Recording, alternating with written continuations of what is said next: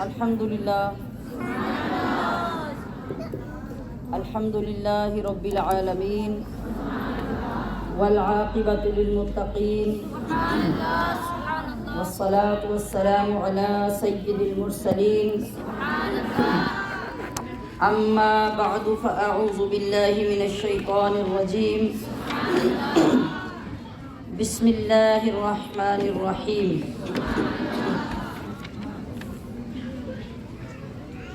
انا نحن نزلنا الذکر وانا له لحافظون صدق اللہ مولانا العظیم وبلغنا رسوله النبی الکریم الامین سبحانک لا علم لنا الا ما علمتنا انک انت العلیم الحکیم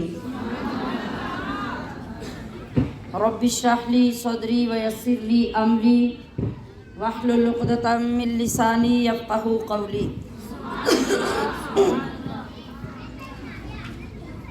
اللہم ارنا الحق حقا وارزقنا اتباعا وارنا الباطل باطلا وارزقنا اجتنابا اللہم انا نسألک علما نافعا ورزقا طیبا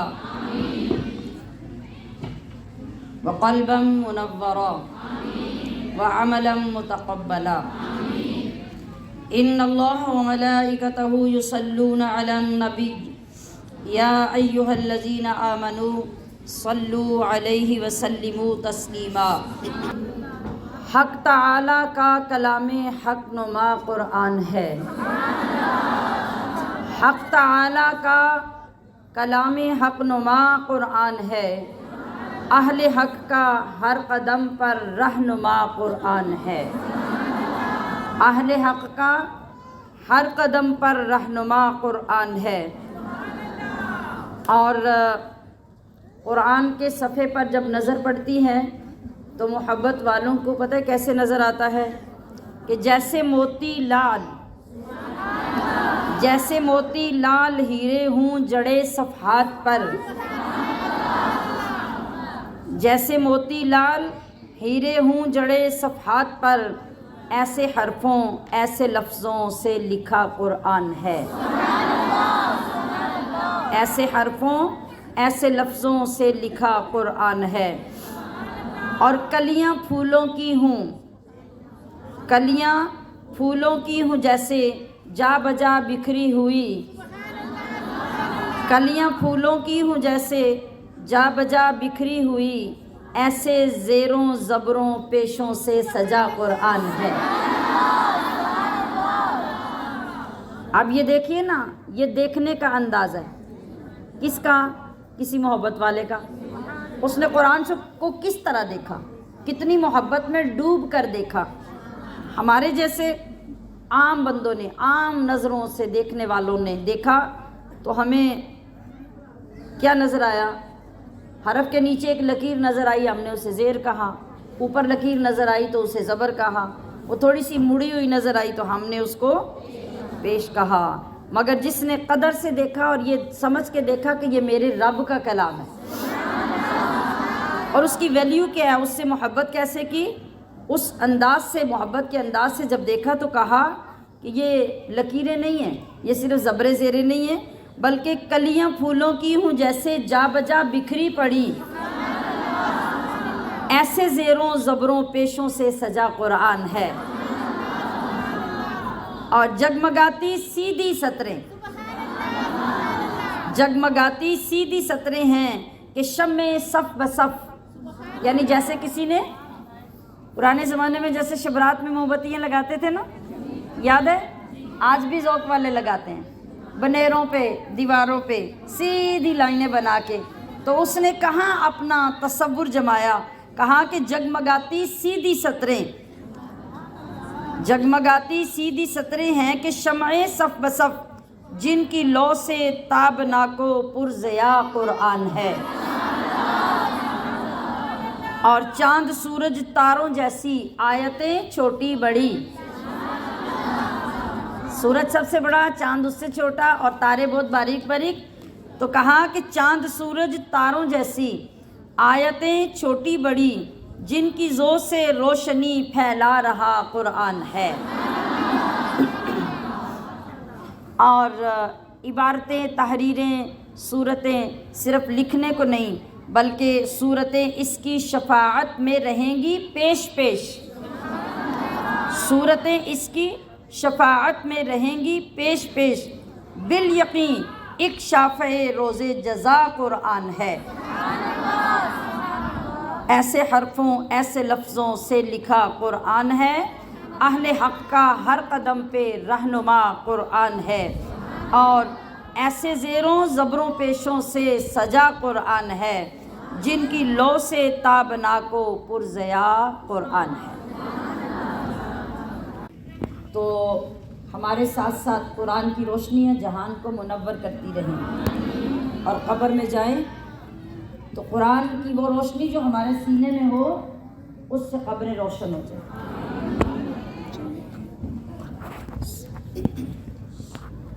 تو سامعات محتشم، اللہ پاک کا کتنا کرم، کتنی رحمت، کتنا فضل ہے. آج آپ کس روزے میں کتنی نشستوں کے بعد یہاں بیٹھے ہیں؟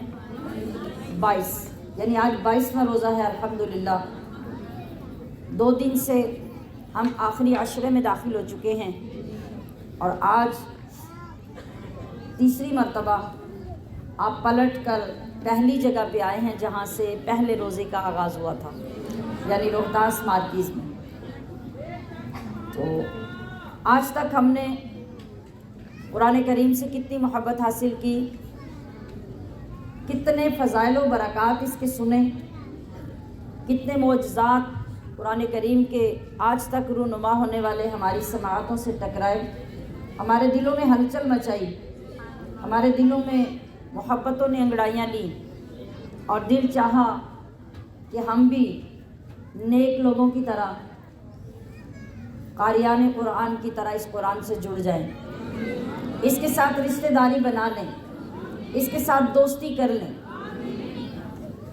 ہر لحاظ سے، دنیاوی لحاظ سے دیکھیں تو بھی اور آخرت کے لحاظ سے دیکھیں تو بھی، جتنے فوائد، جتنی عزتیں، جتنی عظمتیں اس قرآن کے ذریعے قرآن پڑھنے والوں کو، قرآن پہ عمل کرنے والوں کو حاصل ہوتی ہیں اور آخرت میں ہوں گی، ان کا اندازہ نہیں کیا جا سکتا، ان کو شمار نہیں کیا جا سکتا، ان کا احاطہ نہیں کیا جا سکتا. آپ دیکھیے کہ اگر ہم ایک جائزہ لیں اپنی اولادوں کی کامیابیوں کا اور ان کی خوش نصیبیوں کا، آج دیکھتے ہیں آپ کے اگر کسی والد یا والدہ کا بیٹا بریگیڈیئر بن گیا تو وہ لوگوں کو متوجہ کر کر کے بتاتا ہے کہ میں ایک بریگیڈیئر کا باپ ہوں، میں بریگیڈیئر کی ماں ہوں.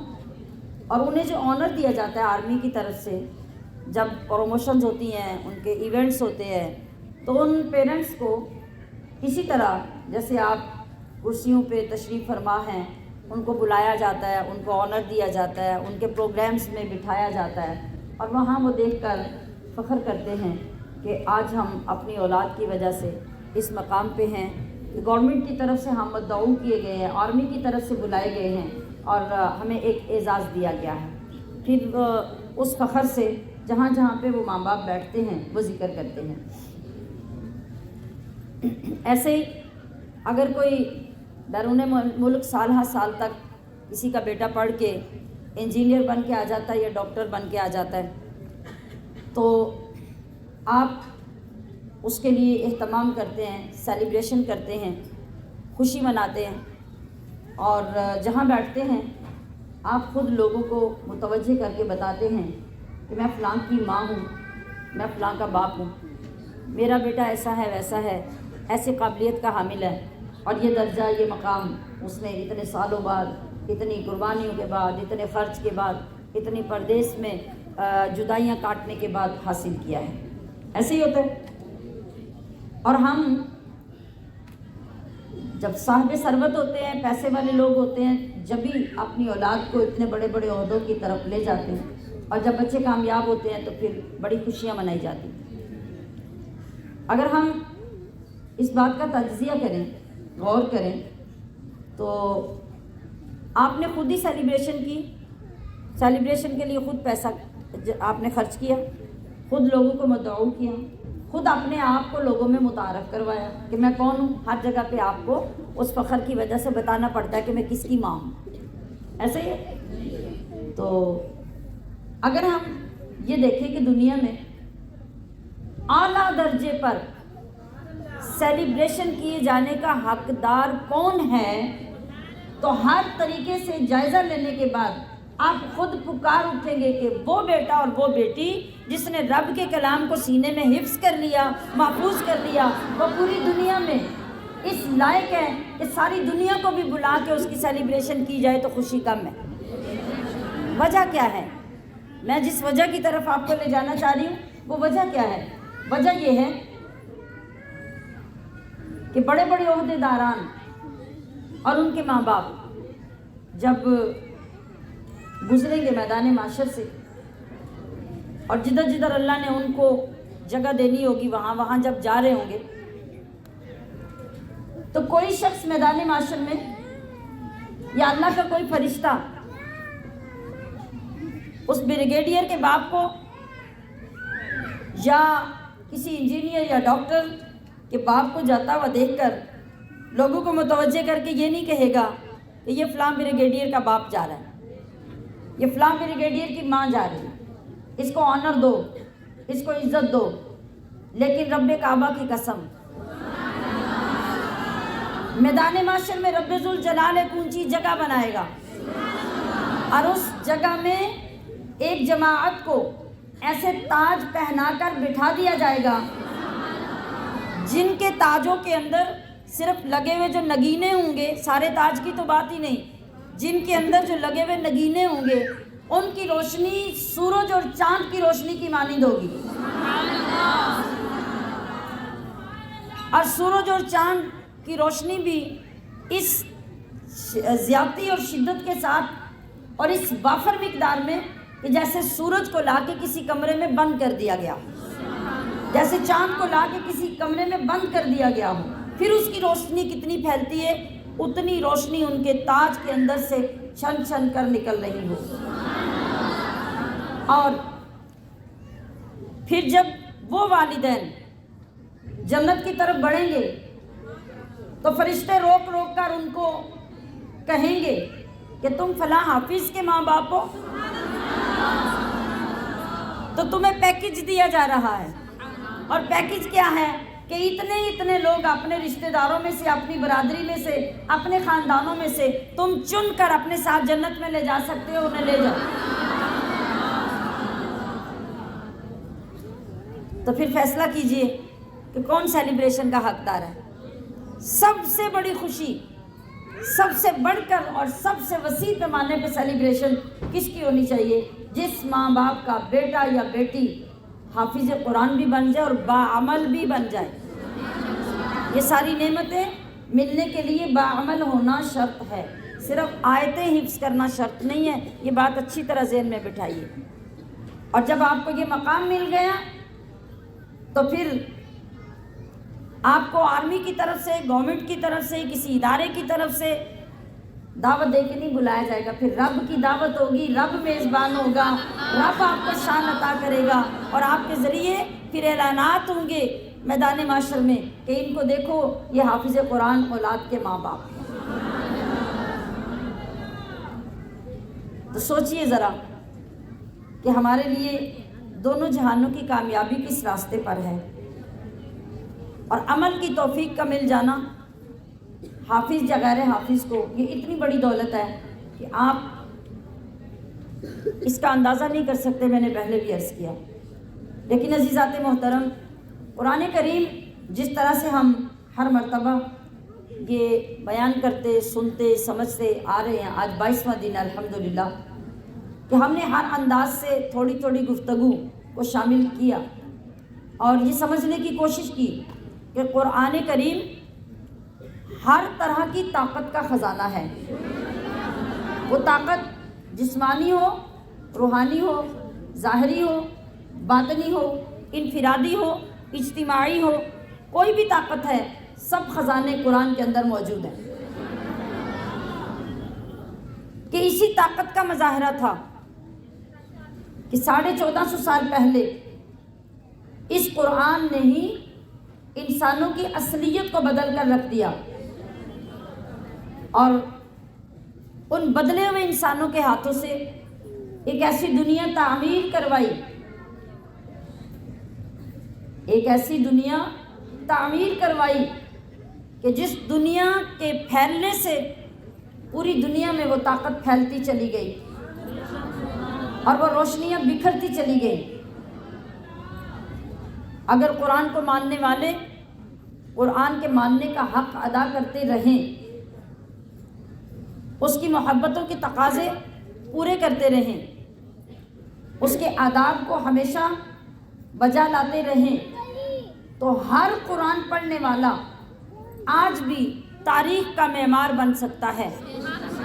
آج اس اکیلے شخص کے ہاتھوں نئی تاریخ رقم ہو سکتی ہے، بشرطے کہ وہ قرآن کو پڑھ کر اس کو ماننے والا اور اس پہ عمل کرنے والا ہو۔ وہ میں ہوں یا آپ ہوں یا کوئی بھی ہو، اس کی کوئی قید نہیں ہے، نہ کسی غریب کی، نہ امیر کی، نہ کسی اعلیٰ خاندان کی، نہ ادنا خاندان کی۔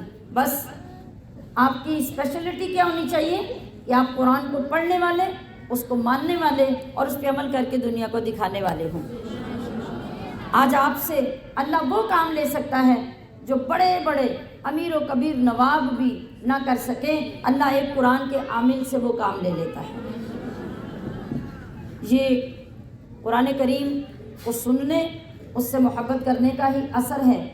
آج میں اللہ کے حضور جتنا طویل سجدہ شکر ادا کروں وہ کم ہے کہ اس گناہگار کو اللہ رب العزت نے یہ توفیق عطا فرمائی کہ اپنی مسلمان بہنوں کے لیے ہدایت کا پیغام لے کر آپ کے سامنے آ سکوں اور قرآن کا وہ پیغام آپ تک پہنچا سکوں جس میں ہماری نجات ہے، جس میں ہماری عافیت ہے، جس میں دونوں جہانوں میں ہماری عزت ہے۔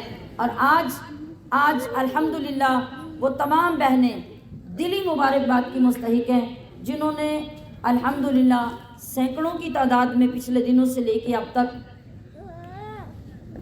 حجاب شروع کر لیا۔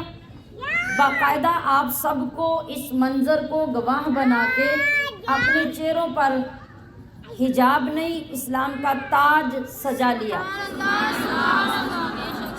اور انشاءاللہ میری اللہ کے حضور دلی دعا ہے اور دل کی گہرائی سے آپ کے لیے ہمیشہ دعا رہے گی کہ اللہ رب العزت آپ کو ایسی استقامت عطا کرے کہ آپ کی موت کا وقت آ جائے مگر آپ کے چہرے کو اب دوبارہ بے پردہ کوئی نہ دیکھے۔ اور انشاءاللہ اگر آپ نے اس کی لاج رکھی اور اس کو لے کر ہمیشہ چلتے رہے، ثابت قدمی کا مظاہرہ کیا اور اس جماعت میں شامل ہو گئے جو اللہ کے ہاں نیک صالحات مقربات کی جماعت ہے، جن خواتین کی اللہ قرآن میں تعریف فرماتا ہے، اور وہ پاک معاشرے کی خواتین جنہوں نے نبی کریم صلی اللہ علیہ وسلم کی زبان اقدس سے ڈائریکٹ بھی نہیں، اپنے مردوں کے ذریعے انڈائریکٹ یہ آیت کریمہ سنی جس میں اللہ نے پردے کا حکم نازل کیا، اور وہ جہاں جہاں پر تھیں انہوں نے تصدیق نہیں کی، وقت کا انتظار نہیں کیا، مہلت نہیں مانگی۔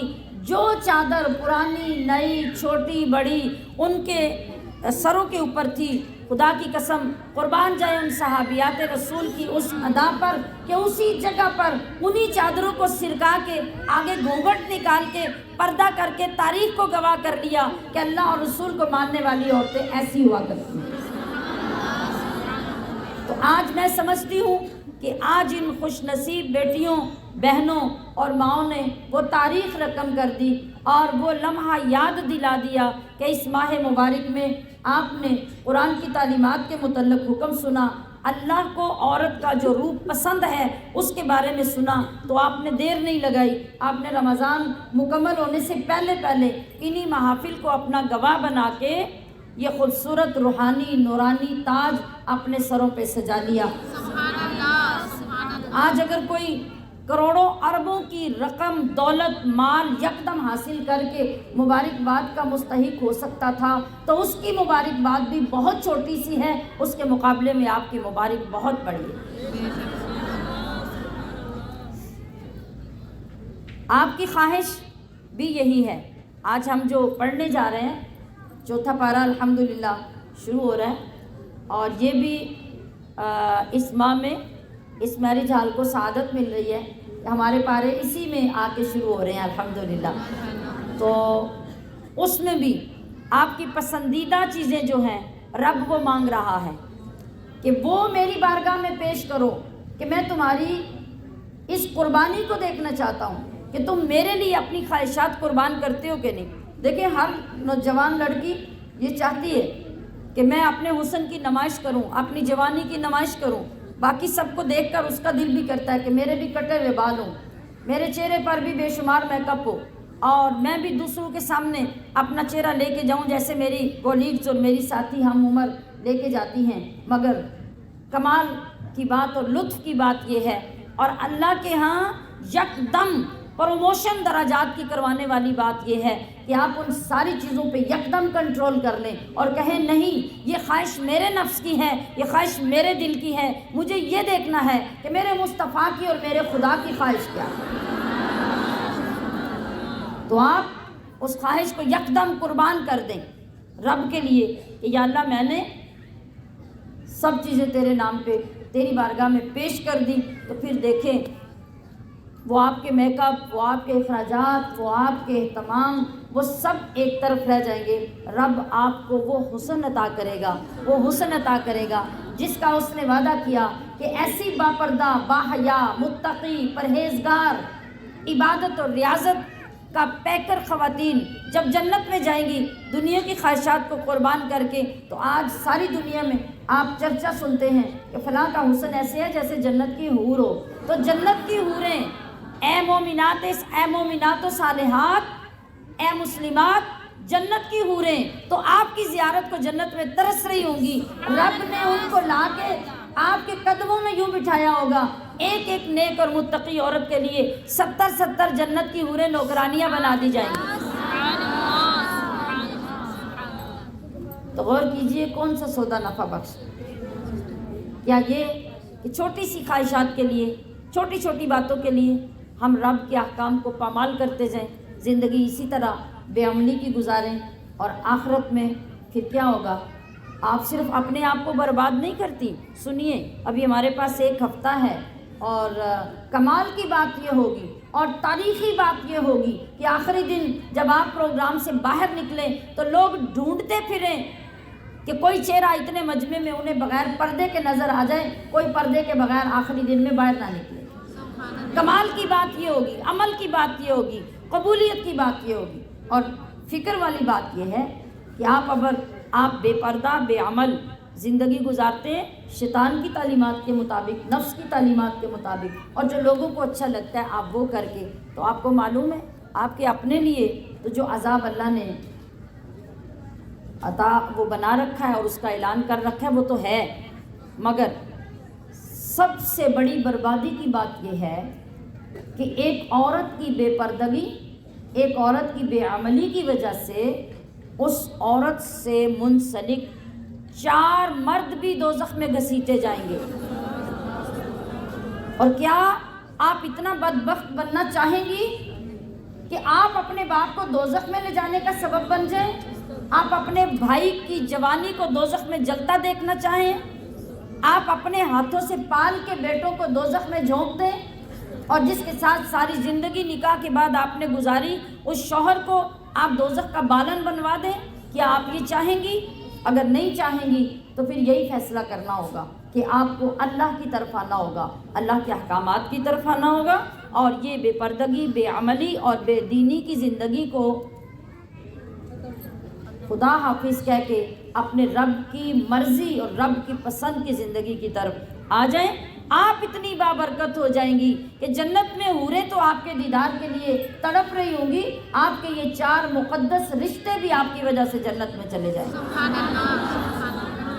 سوچئے گا، اگلا ہفتہ جو رہ گیا اس میں یہ سوچئے گا کہ آپ کو کوئی پرواہ نہیں کہ کوئی دوزخ میں جاتا ہے تو جائے، کوئی جنت میں جاتا ہے جائے، یا پھر آپ تیار ہو گئی ہیں کہ آپ نے عہد کر لیا ہے کہ میرے ہوتے ہوئے نہ میرا باپ دوزخ میں جائے گا، نہ میرا بیٹا جائے گا، نہ میرا شوہر جائے گا، اور بھائی پہ تو آپ جانیں نچھاور کرتے ہیں زندگی میں، تو کیسے برداشت کریں گے کہ آخرت میں آپ دیکھ رہے ہوں اور آپ کے بھائیوں کو اللہ کے فرشتے گھسیٹ کے جا کے دوزخ میں ڈال دیں؟ نہیں، ایسا ہمیں نہیں کرنا۔ غیرت ایمانی کا تقاضا یہ ہے کہ اپنی غیرت ایمانی کو بیدار کیجئے، اور اتنے خوبصورت منظر کو دیکھ کر آپ اپنی آنکھوں میں نہیں بسائیے، اپنے چہروں پہ آپ بھی بسا لیجئے، اور اس کے لیے اٹھ کھڑے ہوئیے اور دنیا کو بتائیے کہ اللہ کے کلام میں کتنی تاثیر ہوتی ہے، اس کے اندر کتنے عمل کی رغبت ہوتی ہے کہ ہم بھی عمل کیے بغیر رہ نہیں سکے۔ اللہ رب العزت ہماری مدد فرمائے اور ہمیں نیکی کے کاموں سے بے انتہا پیار نہیں، عشق عطا فرما دے، تاکہ ہم اللہ کے حضور جا کر فخر کر سکیں کہ ہم نے بھی کوئی رمضان یا اللہ تیری یاد میں گزارا تھا اور اس میں کتنی تبدیلیاں نصیب ہوئی تھیں۔ چلیے باقاعدہ آج ان موضوعات کا آج کی آیات سے آغاز کرتے ہیں۔ اعوذ باللہ من الشیطان الرجیم، بسم اللہ الرحمن الرحیم۔ لن تنالوا البر حتى تنفقوا مما تحبون وما تنفقوا من شيء فإن الله به عليم۔ كل الطعام كان حلا لبني إسرائيل إلا ما حرم إسرائيل على نفسه من قبل أن تنزل التوراة، قل فأتوا بالتوراة فاتلوها إن كنتم صادقين، فمن افترى على الله الكذب من بعد ذلك فأولئك هم الظالمون۔ قل صدق الله، فاتبعوا ملة إبراهيم حنيفا وما كان من المشركين، إن أول بيت وضع للناس للذي ببكة مباركا وهدى للعالمين، فيه آيات بينات مقام إبراهيم ومن دخله كان آمنا، ولله على الناس حج البيت من استطاع إليه سبيلا، ومن كفر فإن الله غني عن العالمين۔ قل يا أهل الكتاب لم تكفرون بآيات الله والله شهيد على ما تعملون۔ قل يا أهل الكتاب لم تصدون عن سبيل الله من آمن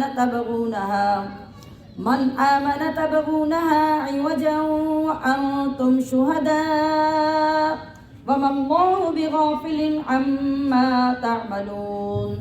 يا أيها الذين آمنوا إن تطيعوا فريقا من الذين أوتوا الكتاب يردوكم بعد إيمانكم كافرين، وكيف تكفرون وأنتم تتلى عليكم آيات الله وفيكم رسوله، ومن يعتصم بالله فقد هدي إلى صراط مستقيم۔ يا أيها الذين آمنوا اتقوا الله حق تقاته ولا تموتن إلا وأنتم مسلمون، واعتصموا بحبل الله جميعا ولا تفرقوا، واذكروا نعمة الله عليكم إذ كنتم أعداء فألف بين قلوبكم فأصبحتم بنعمته إخوانا، وكنتم على شفا حفرة من النار فأنقذكم منها، كذلك يبين الله لكم آياته لعلكم تهتدون۔ ولتكن منكم أمة يدعون إلى الخير ويأمرون بالمعروف وينهون عن المنكر وأولئك هم المفلحون۔ ولا تكونوا كالذين تفرقوا واختلفوا من بعد ما جاءهم البينات، وأولئك لهم عذاب عظيم يوم تبيض وجوه وتسود وجوه فأما الذين اسودت وجوههم أكفرتم بعد إيمانكم فذوقوا العذاب بما كنتم تكفرون وأما الذين بيضت وجوههم ففي رحمة الله هم فيها خالدون تلك آيات الله نتلوها عليك بالحق وما الله يريد ظلما للعالمين ولله ما في السماوات وما في الأرض وإلى الله ترجع الأمور كنتم خير أمة أخرجت للناس تأمرون بالمعروف وتنهون عن المنكر وتؤمنون بالله ولو آمن أهل الكتاب لكان خيرا لهم منهم المؤمنون وأكثرهم الفاسقون لن يضروكم إلا أذى وإن يقاتلوكم يولوكم الأدبار ثم لا ينصرون ضربت عليهم الذلة أينما ثقفوا إلا بحبل من الله وحبل من الناس وباءوا بغضب من الله وضربت عليهم المسكنة ذلك بأنهم كانوا يكفرون بآيات الله ويقتلون الأنبياء بغير حق ذلك بما عصوا وكانوا يعتدون ليسوا سواء من أهل الكتاب أمة قائمة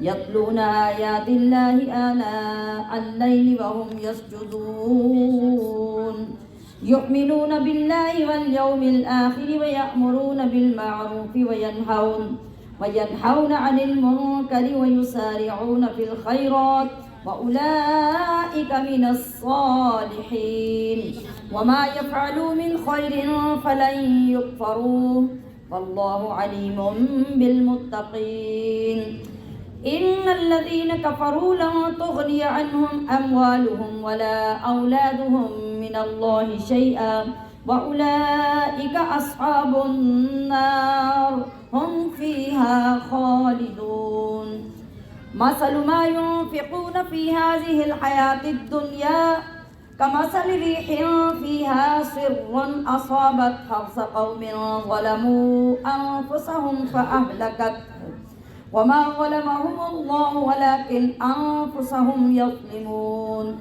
يا أيها الذين آمنوا لا تتخذوا بطانة من دونكم لا يألونكم خبالا ودوا ما عنتم قد بدت البغضاء من أفواههم وما تخفي صدورهم أكبر قد بينا لكم الآيات إن كنتم تعقلون ها أنتم أولئك تحبونهم ولا يحبونكم وتؤمنون بالكتاب كله وإذا لقوكم قالوا آمنا وإذا خلوا عضوا عليكم الأنامل من الغيظ قل موتوا بغيظكم إن الله عليم بذات الصدور إن تمسسكم حسنة تسؤهم وإن تصبكم سيئة يفرحوا بها وإن تصبروا وتتقوا لا يضركم كيدهم شيئا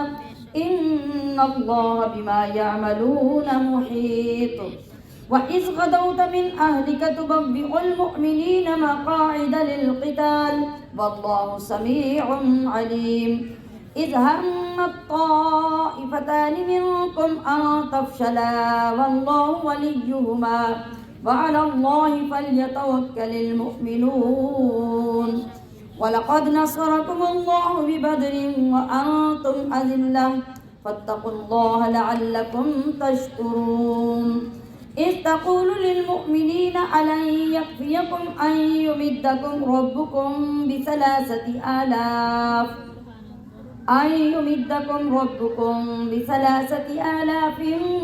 من الملائكة منزلين بلا ان تصبروا وتتقوا ويأتوكم من فورهم هذا يمددكم ربكم ب5 آلاف من الملائكة مسومين صدق اللہ مولانا العظیم.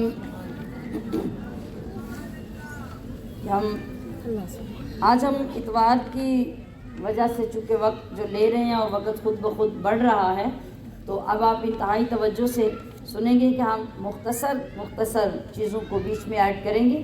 باقی ترجمے کی طرف توجہ فرمائیں. لم تنالو، تم ہرگز نہ پہنچو گے، البر، بھلائی کو، حتیٰ تنفقوا، جب تک کہ نہ خرچ کرو، مما، وہ چیز، تحبون، جو تمہیں پیاری ہو. یہ ٹاپک شروع ہے نا پہلے سے، جو تمہیں بہت پیاری چیز ہے جب تک وہ اللہ کی راہ میں خرچ نہ کرو.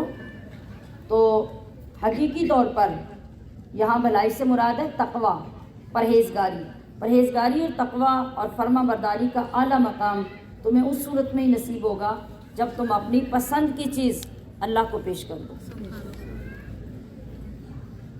وما تنفقوا من شیء، اور تم جو کچھ بھی خرچ کرتے ہو، فإن اللہ، تو بے شک اللہ، بہی، اس کو، علیم، جانتا ہے. اس کو تو بتانے کی بھی ضرورت نہیں ہوتی نا، وہ تو آپ کی کیفیتوں کو دیکھتا ہے. یعنی آپ کو ایک بڑی چیز پسند ہے، بہت پسند ہے، اگر لباس ہے، زیور ہے، کھانے پینے کی چیز ہے، استعمال کی چیز ہے، گھر کی کوئی چیز ہے اور آپ کو بڑی پسند ہے، بڑی محبت شوق سے آپ نے لی ہے، تو بس پھر وہ آپ اپنا شوق، اپنی محبت، یقیناً آپ نے اس کو استعمال تو کیا ہی ہے نا، آپ استعمال تو کرتے رہے ہیں، لیکن پھر بھی آپ کو وہ پسند ہے، تو چلے کچھ وقت آپ نے استعمال کر لیا اور کچھ وقت آگے اللہ کے لیے پیش کر دیں، تو دونوں باتیں پوری ہو جائیں گی. آپ کی خوشی اور آپ کی پسند کی چیز آپ کے کام بھی آئے گی، اور اللہ کی راہ میں جب کام آئے گی، آپ کے کام آتی رہی تو جوں وہ استعمال ہوتی رہی، پرانی ہوتی رہی، اور جب اللہ کے پاس گئی تو وہ پرانی کو بھی رب نے رینیو کیا، اور صرف رینیو کر کے چھوڑ نہیں دیا بلکہ اس کو پھر بڑھانا شروع کر دیا، اور اتنا بڑھایا کہ آپ کی ایک دی ہوئی چیز رب کے ہاں پہاڑوں کے برابر ہو گئی. اور ان چیزوں پر الحمدللہ ہم اللہ کا جتنا شکر ادا کریں وہ کم ہے کہ اللہ کی توفیق سے اب ہماری سوچیں، ہماری ترجیحات، ہماری پریورٹیز تبدیل ہو رہی ہیں. یہ اللہ کا کتنا بڑا کرم ہے کہ دیکھیں کہ ایک عورت، جو ایک غریب عورت ہے، جس کو ساری زندگی میں فرض کریں کہ ایک انگوٹھی سونے کی ملی اور اس نے اپنی انگوٹھی پہ ساری زندگی ڈالے رکھی، اور کبھی ایک ایسا لمحہ آ گیا کہ وہ ساری زندگی جو اکیلی انگوٹھی اس کی بڑی محبوب تھی کہ سونے کی انگوٹھی ہے، اس کو یہ سوچ کے ہی فخر ہوتا تھا کہ میرے پاس بھی ایک سونے کی انگوٹھی ہے. اللہ کی بات سنی، اللہ کے دین میں خرچ کرنے کا ثواب سنا، اجر سنا. اس وقت وہ اکلوتی انگوٹھی جب ایک عورت اپنی انگلی سے اتار کر، یہ مثال دے رہی ہوں، ضروری نہیں کہ وہ عورت انگوٹھی دے گی، مثال دے رہی ہوں کہ وہ ایک ہی چیز اس کے پاس پسندیدہ ہے، اور وہ بھی اتار کے جب اللہ کی محبت میں ایک وقت میں یکدم اللہ کی محبت جوش مارتی ہے، اس کا ذکر سن کے اور اس کی راہ میں خرچ کرنے کے اجر و ثواب کو سن کر اس کا دل کرتا ہے کہ میں بھی اس میں شامل ہو جاؤں، شریک ہو جاؤں، اور وہ پیش کر دیتی ہے. تو سوچئے ذرا اس وقت رب کی خوشی کا عالم کیا ہوتا ہے، رب کتنا خوش ہوتا ہے. اور پھر ہم سب جانتے ہیں کہ اس کے وعدے کتنے سچے ہیں. اللہ سے وعدہ سچا کس کا ہو سکتا ہے؟ تو پھر وہ اپنے وعدوں کو سچا کیسے کرتا ہے؟ وہ ہماری سوچ کے مطابق نہیں، اپنی شان کے مطابق. اور وہ اس کے بدلے میں پھر صرف دیتا نہیں، دیتا ہی رہتا ہے. ایک بار دیتا نہیں، وہ دیتا رہتا ہے. اور جو آپ نے دیا ہوتا ہے وہ تو اپنے پاس وہ سنبھال لیتا ہے، لیکن یہاں دنیا میں بھی اس کے بدلے میں دیتا ہی رہتا ہے. تو یہ ایسی کیفیت کا کسی کو نصیب ہو جانا، یہ کتنی اعلیٰ کیفیت ہے. یہ صحابہ اکرام رضوان اللہ علیہم اجمعین کے اعلیٰ ترین عمل کی پیروی ہے. جس وقت یہ آیت کریمہ نازل ہوئی نا، لن تنالوا البر حتی تنفقوا، تو حضرت ابو طلحہ انصاری رضی اللہ تعالی عنہ، یہ بڑے مالدار صحابی تھے. تو ان زمین کا ایک باغ تھا جس کا نام بیروحا تھا. بیروحا نامی باغ بڑا شاندار قسم کا باغ تھا.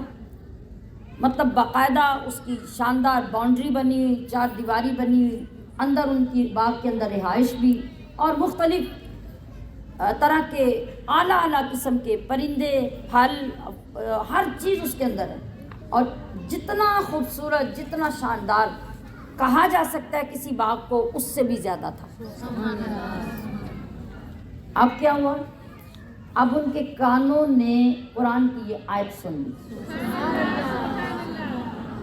بارگاہ رسالت میں بیٹھے تھے, کھڑے ہو کے عرض کی, یا رسول اللہ, اللہ نے پسندیدہ چیز کو اپنی بارگاہ میں خرچ کرنے پر تقوی کی سند عطا کی ہے, پرہیزگاری کی سند عطا کی ہے, تو میرے سارے مالوں میں, میری ساری دولتوں میں یہ باغ مجھے سب سے زیادہ پیارا ہے. یا رسول اللہ, میں یہاں کھڑے اس مال کو اللہ کی راہ میں پیش کرتا ہوں. سارا باغ پورے کا پورا اللہ کی راہ میں صدقہ کرتا ہوں. نبی علیہ الصلوۃ والسلام نے بے انتہا خوشی کا اظہار فرمایا اور فرمایا کہ اے ابو طلحہ, اب یہ تو نے اپنا باغ اللہ کی رضا کے لیے پیش کر دیا, تو میں اب یہ تیرا باغ تیرے رشتہ داروں میں تقسیم کر دیتا ہوں, کیونکہ رشتہ داروں کو ضرورت کے وقت دینا اور ان پہ خرچ کرنا عام لوگوں کی نسبت دوہرا ثواب ہے. تو اللہ نے تو جو بے شمار ثواب دینا ہی دینا ہے, میں اس کو بھی تیرے لیے ڈبل پر ڈبل کر دیتا ہوں. آپ علیہ الصلوۃ والسلام نے پھر ابو طلحہ کے رشتہ داروں میں وہ باغ تقسیم کروا دیا. جی, تو اس طرح کے بے شمار واقعات صحابہ اکرام کی زندگیوں میں اس آیت سے ریلیٹڈ ہیں, جو اس آیت کو سن کر انہوں نے ایسی قربانیاں پیش کی کہ عقل دنگ رہ جاتی ہے. اور حضرت عمر بن عبدالعزیز کا نام سنا ہوا ہے آپ نے, بہت سارے لوگوں نے سنا ہوگا. آپ کیا کرتے تھے؟ آپ شکر کی بوریاں منگواتے, شکر کی بوریاں, اور بوریاں بھر کے صدقہ کر دیتے تھے. تو ان سے لوگوں نے کہا کہ حضرت آپ شکر ہی صدقہ کرتے ہیں, تو آپ اس کی قیمت صدقہ کر دیا کریں, لوگوں کو پیسے تقسیم کر دیا کریں. تو انہوں نے کہا کہ شکر مجھے بے انتہا پسند ہے, تو جو چیز مجھے بے انتہا مرغوب اور پسند ہے, میں اسی کو اللہ کی راہ میں خرچ کرنا پسند کرتا ہوں. تو یہ ہمارے لیے وہ روشن راہیں ہیں جن پہ چل کے اللہ کریم ہمیں بھی جنت کا راہی بنا دیتا ہے. کل الطعام, سب کھانے, کان حلن, حلال تھے, لبنی اسرائیل, بنی اسرائیل کے لیے, الا ما حرم, سوائے اس کے جو حرام کر لیا تھا اسرائیل, یعقوب نے, علی نفسہ, اپنے اوپر. میں نے پیچھے بتایا تھا نا کہ اسرائیل کس کا لقب ہے؟ حضرت یعقوب علیہ السلام کا. تو یہاں مراد حضرت یعقوب ہے, اس لیے میں نے ترجمہ یعقوب سے کیا. علی نفسی, اپنے اوپر, من قبلی, پہلے, ان تنزل التوراۃ, توریت کے نازل ہونے سے. قل, آپ فرما دیجئے, فاتوا بالتوراۃ, توریت کو لے آؤ, فتلوہا, پھر تم اسے پڑھو, ان کنتم صادقین, اگر تم سچے ہو. اس کا شان نزول یہ ہے کہ مدینہ منورہ کے یہودیوں نے نبی علیہ السلام پہ اعتراض کیا کہ آپ اپنے آپ کو کہتے ہیں کہ میں ملت ابراہیمی پہ ہوں اور حضرت ابراہیم کے دین پہ ہوں. تو حضرت ابراہیم تو اونٹ کا گوشت اور اونٹ کا دودھ, اونٹ کا گوشت کھاتے نہیں تھے, اونٹ کا دودھ پیتے نہیں تھے. تو آپ تو اونٹ کا گوشت کھاتے بھی ہیں اور دودھ بھی پیتے ہیں, تو پھر آپ کیسے سنت ابراہیمی پہ چلتے ہیں؟ تو نبی علیہ الصلوۃ والسلام نے فرمایا کہ یہ چیزیں ابراہیم علیہ السلام پہ حلال تھیں, یہ حرام نہیں تھی. یہودی کہنے لگے کہ نوح علیہ السلام پر بھی یہ چیزیں حرام تھیں, حضرت ابراہیم پہ بھی حرام تھیں, اور ہم اب تک جو اس زمانے میں ہیں ہمارے تک حرام چلی آئی ہیں. اللہ تبارک و تعالیٰ نے ان کے اس اعتراض پر یہ آیت کریمہ جو بھی ہم نے پڑھی یہ نازل فرمائی، اور اس میں بتایا کہ یہودی غلط کہہ رہے ہیں، یہ اپنی بات میں سچے نہیں ہیں، یہ چیزیں حضرت ابراہیم پہ، اسماعیل پہ، اسحاق پہ، یعقوب پہ، سب پہ حلال تھی۔ حضرت یعقوب علیہ السلام نے کسی وجہ سے ان کو اپنے اوپر حرام کیا اور پھر یہ حرمت ان کی اولاد میں باقی رہی۔ اس کے علاوہ اللہ کی طرف سے یہ چیزیں حرام نہیں تھی اور نہ ہی کسی نبی پر اس سے پہلے حرام ہوئی۔ تو اس آیت کریمہ کے آنے پر یہودی شرمندہ ہو گئے اور ان کا جھوٹ کھل کر سامنے آ گیا، کیونکہ توریت کے اندر بھی ان چیزوں کا حلال ہونا لکھا ہوا تھا۔ سو اللہ نے فرمایا کہ اے حبیب آپ انہیں کہیے کہ جاؤ توریت اٹھا کے لاؤ اور لا کے میرے سامنے پڑھو، اگر تم سچے ہو تو تمہیں خود پتہ چل جائے گا کہ اس کے اندر کیا لکھا ہوا ہے۔ فمن افترا، تو جس نے باندھا یا گھڑا اللہ الکذب، اللہ پر جھوٹ، من بعد ذالک، اس کے بعد فاولئک هم الظالمون، تو وہی لوگ ظالم ہیں۔ کیا مطلب ہے؟ اس آیت سے یہ پتہ چلا ایک تو بندہ جاہل ہے جو گناہ گار ہے، اس کو تو اس کے گناہ کا عذاب ملے گا، مگر جو بندہ عالم ہے اور عالم ہونے کے باوجود، علم کے باوجود اگر وہ گناہ کرتا ہے تو جاہل کی نسبت اس کے اوپر زیادہ سخت عذاب ہوگا، کیونکہ وہ علم کے باوجود حلال چیز کو بلا دلیل حرام کہہ رہا ہے یا حرام کو بلا دلیل حلال کہہ رہا ہے، تو ایسا کرنے والا سیدھا سیدھا اللہ کے اوپر گویا افتراء اور جھوٹ باندھتا ہے، جھوٹی بات اللہ کی طرف منسوب کرتا ہے۔ ایک عام شریف آدمی کی طرف آپ ایک جھوٹی بات لگا دیں، تہمت لگا دیں، تو وہ دوبارہ لوگوں کو فیس نہیں کر سکتا، اس کی شرافت اسے اجازت نہیں دیتی۔ تو ذرا سوچئے کہ جو بندہ اللہ پر جھوٹ لگاتا ہے تو وہ کتنا بڑا ظلم کرتا ہے۔ شریف آدمی کی شرافت کو جو مجروح کرتا ہے لوگ اس کو معاف نہیں کرتے، تو جو اللہ تبارک و تعالیٰ کی ذات، اس کے تقدس اور علی کل شیء قدیر ذات، اور ومن اصدق من اللہ قیلا، جس سے بڑھ کر کسی کی بات سچی نہیں ہو سکتی، اس ذات پر اگر کوئی جھوٹ گھڑے گا تو اس کا انجام کیا ہوگا؟ قل صدق اللہ، آپ فرما دیجئے کہ اللہ سچا ہے۔ فاتبعوا، تو تم چلو، ملت ابراہیم حنیفہ، ابراہیم کے دین پر جو ہر باطل سے جدا تھے، وما کان من المشرکین، اور وہ مشرکوں میں سے نہیں تھے۔ ان اول بیت، بے شک سب سے پہلا گھر یا سب میں پہلا گھر، وضع، جو مقرر ہوا، للناس، لوگوں کی عبادت کے لیے، للذی، وہ، ببکۃ، جو مکہ میں ہے، مبارکن، برکت والا، وہدی للعالمین، اور رہنما یا ہدایت سارے جہانوں کے لیے یا جہان والوں کے لیے۔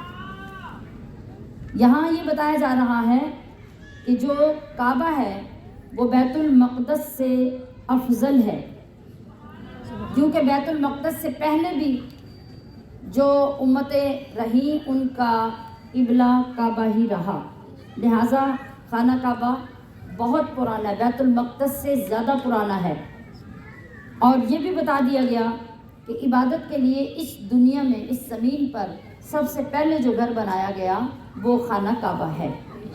اور حدیث پاک میں یہ بھی بیان کیا گیا ہے کہ کعبہ معظمہ بیت المقدس سے 40 سال پہلے زمین پر بنا دیا گیا تھا۔ اور پھر یہ کہ کعبے کو یہ شرف بھی حاصل ہے کہ زمین پہ جس جگہ پہ کعبہ ہے بالکل ایسے اوپر سیدھ میں آسمان کے اوپر فرشتوں کا بھی کعبہ ہے جس کا نام بیت المعمور ہے۔ زمین پہ لوگ اس کعبے کا طواف کرتے ہیں، آسمانوں پہ فرشتے اس کے اوپر اپنے کعبے کا طواف کرتے ہیں۔ تو اس آیت سے خانہ کعبہ کی چند خصوصیات جو ہمیں معلوم ہونی چاہیے ایز اے مسلمان، ایک یہ کہ آدم علیہ السلام نے بھی سب سے پہلے جو زمین پہ نماز پڑھی وہ کعبے کی طرف منہ کر کے پڑھی، اور پھر یہ کہ کعبہ تمام لوگوں کی عبادت کا رخ بنایا گیا، عبادت کے لیے بنایا گیا، جبکہ بیت المقدس تو کچھ زمانوں میں رہا اور اس کے بعد ختم کر دیا گیا. اور کعبہ معظمہ یعنی بلکہ مکہ المکرمہ پورا کعبہ کی برکت کی وجہ سے اتنا افضل و اشرف ہوا کہ جو نیکی دنیا کے کسی کونے میں بھی آپ کریں تو اس کا 10 گنا یا 70 گنا یا 100 گنا اللہ اپنی مرضی اور آپ کے اخلاص کے مطابق ثواب دے. مگر جب آپ وہی نیکی مکہ میں جا کے کریں تو ہر نیکی کا ثواب 1,00,000 کے برابر اللہ آپ کو عطا کرے. اور پھر بیت المقدس کا حج فرض نہیں کیا گیا. یہ کعبہ کی خصوصیت ہے کہ حج اس کا فرض کیا گیا. اور قرآن کریم نے اس کو امن کا مقام بیان کیا کہ یہ امن کا مقام ہے، امن کا گھر ہے. اور پھر اس میں خاص طور پہ بیان کیا گیا یہ ایسا گھر ہے جس میں اللہ نے ڈائریکٹ اپنی نشانیاں رکھی ہیں، اور ان نشانیوں میں سے ایک خاص نشانی کا ذکر کیا، اور وہ کیا ہے؟ وہ مقام ابراہیم. فیہ آیات، اس میں نشانیاں ہیں بینات کھلی. مقام ابراہیم، ابراہیم کے کھڑے ہونے کی جگہ. ومن دخلہ، اور جو آئے اس میں کان آمینہ، وہ امان میں ہو. وللہ، اور اللہ کے لیے علی الناس، لوگوں پر حج البیت، اس گھر کا حج کرنا ہے. من استطاع، جو استطاعت رکھے، الیہ سبیلا، اس تک پہنچنے کی. ومن کفر، اور جو منکر ہو، فإن اللہ، تو بے شک اللہ غنی عن العالمین، سارے جہان سے بے پرواہ ہے. یعنی اس کی عزت، کعبہ کی حرمت، فضیلت، ان ساری چیزوں پر کیا چیز دلالت کرتی ہے؟ اللہ کی نشانیاں. یہ آپ دیکھیے کہ جس گھر کو اللہ نے اپنی خاص نشانیاں رکھنے کے لیے مختص کیا، اس کی شان کتنی بڑی ہے، اس کا مقام کتنا بڑا ہے. اور پھر اس بات سے اندازہ کیجئے کہ اس کی بعض نشانیوں میں سے یہ بھی ایک نشانی ہے کہ جس وقت ہوا میں اڑتے ہوئے، فضا میں اڑتے ہوئے پرندے آتے ہیں تو وہ عین کعبے کے اوپر آ کے بیٹھتے نہیں ہیں. کعبے کے اوپر بیٹھتے نہیں، اور اس کے اوپر سے پرواز کر کے نہیں گزرتے، یا دائیں سے یا بائیں سے.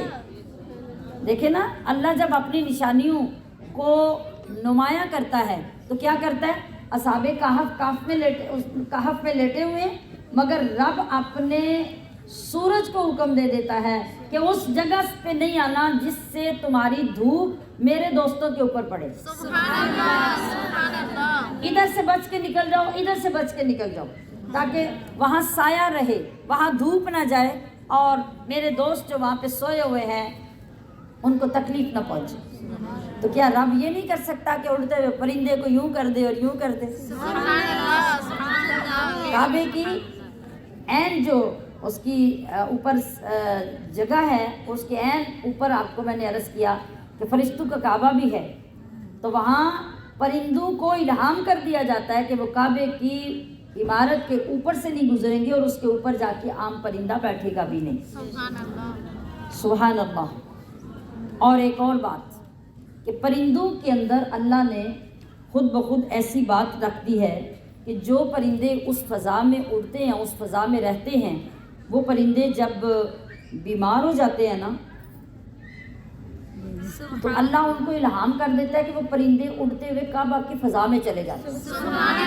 اور جب کعبے کے دائیں بائیں سے ان انواروں تجلیات میں سے وہ پرندہ پرواز کرتا ہوا اڑ جاتا ہے تو وہ تندرست ہو جاتا ہے. اور وحشی جانور بھی اگر حدود حرم کے اندر آ جائیں تو وہ کسی کو ایذا نہیں دیتے، کسی کو تکلیف نہیں پہنچاتے، حالانکہ ان کی تو فطرت ہے. یہ اللہ تبارک و تعالیٰ نے کیسی نشانیاں، کیسی عزت، کیسا شرف کعبے کو عطا فرمایا.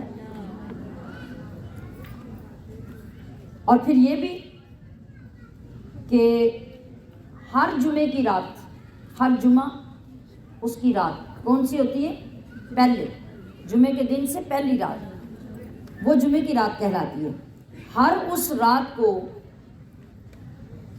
اولیاء کرام کی روحیں جو جہاں جہاں جس مقام پہ ہوتی ہیں اس کعبے کے گرد آ کر کعبے کا طواف کرتی ہیں.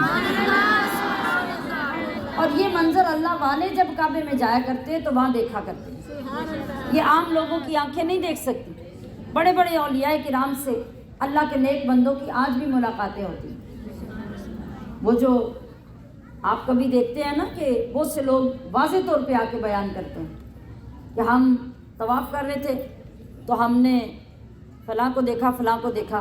वो फ़लाँ फ़लाँ तो दुनिया से जा चुका होता है और लोगों को हू बहू चाल तक, लिबास तक नज़र आता है कि वो बंदा आगे चल रहा है, पीछे चल रहा है, लेकिन जब वो करीब होने की कोशिश करते हैं अल्लाह उसे गायब कर देता है। तो ये क्या होता है? ये उन लोगों की रूहें होती हैं जो वहाँ अल्लाह के घर में तवाफ़ कर रही होती हैं। सुभान अल्लाह। और अगर कोई शख्स, बड़ी निशानी देखिए कि अगर कोई शख्स उस घर की बेहुरमती और बेअदबी का इरादा करता है तो वह शख्स ही बर्बाद कर दिया जाता है। देख लीजिए, पीछे चलिए, अलम तरा कैफ़ फ़अल रब्बुका बिअस्हाबिल फ़ील, कि वो हाथी वालों के साथ अल्लाह कह रहा है कि हबीब तुमने ना देखा हमने उनका क्या अशर किया। वो काबे को ढाने आए थे ना, काबे की बेहुरमती करने आए थे, तो क्या किया? अल्लाह ने बता दिया, दिखा दिया, कायनात को रहती दुनिया तक समझा दिया कि मेरा काबा तो बहुत बड़ी चीज़ है, लेकिन उस काबे की तरफ मैली नज़र करने वाले को भी जब मैं मरवाऊंगा तो किससे? इतने इतने परिंदे जो तुम्हारे हाथ में आ सकते हैं, वो तुम्हारे हाथियों को भी हिलाक कर देंगे और तुम्हारा भी सत्यानाश कर देंगे और तुम खाई हुई भूसी की तरह कर दिए जाओगे, तुम्हारा कोई नामो निशानी नहीं रहेगा। ये अल्लाह पाक की निशानियां हैं सब, और वो इस शान के साथ अपने घर को कायम रखे हुए हैं, संभाले हुए हैं, उसकी हिफाजत फरमा रहा है। तो दीगर निशानियाँ ख़ास तौर पे वहाँ सफ़ा मरवा को भी कहा गया। अब सफ़ा मरवा को अल्लाह ने निशानी कैसे बनाया? ना तो अल्लाह खुद वहाँ चला, माज़अल्लाह, अल्लाह तो चलने से पाक है, ना कोई आसमानों से वो पहाड़ उतरे, ना उस ज़मीन के अंदर कोई जन्नत का टुकड़ा उतारा गया। तो फिर वो सफ़ा मरवा के सूखे हुए काले से आप पहाड़ जो हैं वो निशानी कैसे बन गए? वो निशानी इसलिए बन गई कि अल्लाह की एक साबिरा, शाकिरा, मुत्तकिया, परहेजगार, सालिहा, आबिदा, जाहिदा उस खातून के बस कदम लगे हैं और वहाँ उसने अपने रब को पुकारा है, दुआएं की हैं अपने बच्चे की सलामती के लिए। अल्लाह ने उस जगह सारी की सारी को अपनी निशानी बना दी। कुल या अहलल किताब, फरमा दीजिए ए अहले किताब, लिमा तकफुरूना बि आयातिल्लाह, क्यों इनकार करते हो अल्लाह की आयतों का। वल्लाहु शहीदुन अला मा तअमलून, और अल्लाह गवाह है तुम्हारे आमाल पर। फिर फरमा दीजिए अहले किताब, लिमा तसुद्दूना, क्यों रोकते हो तुम लोगों को अन सबीलिल्लाह, अल्लाह की राह से। मन आमना, जो ईमान लाया, तबगूना हा इवाजा, उसे टेढ़ा करना चाहते हो। व अंतुम शुहदा, और तुम खुद इस पर गवाह हो। वमल्लाहु बिगाफिलिन, और अल्लाह बेखबर नहीं, अम्मा तामलून, तुम्हारे करतूतों से या तुम्हारे आमाल से।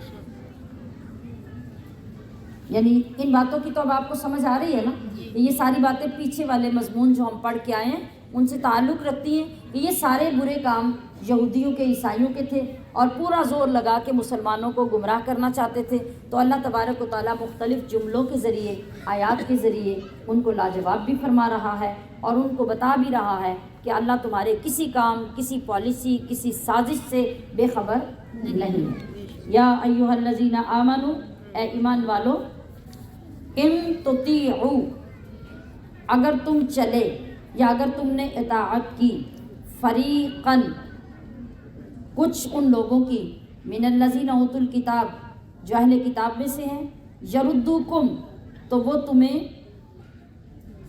पलटा देंगे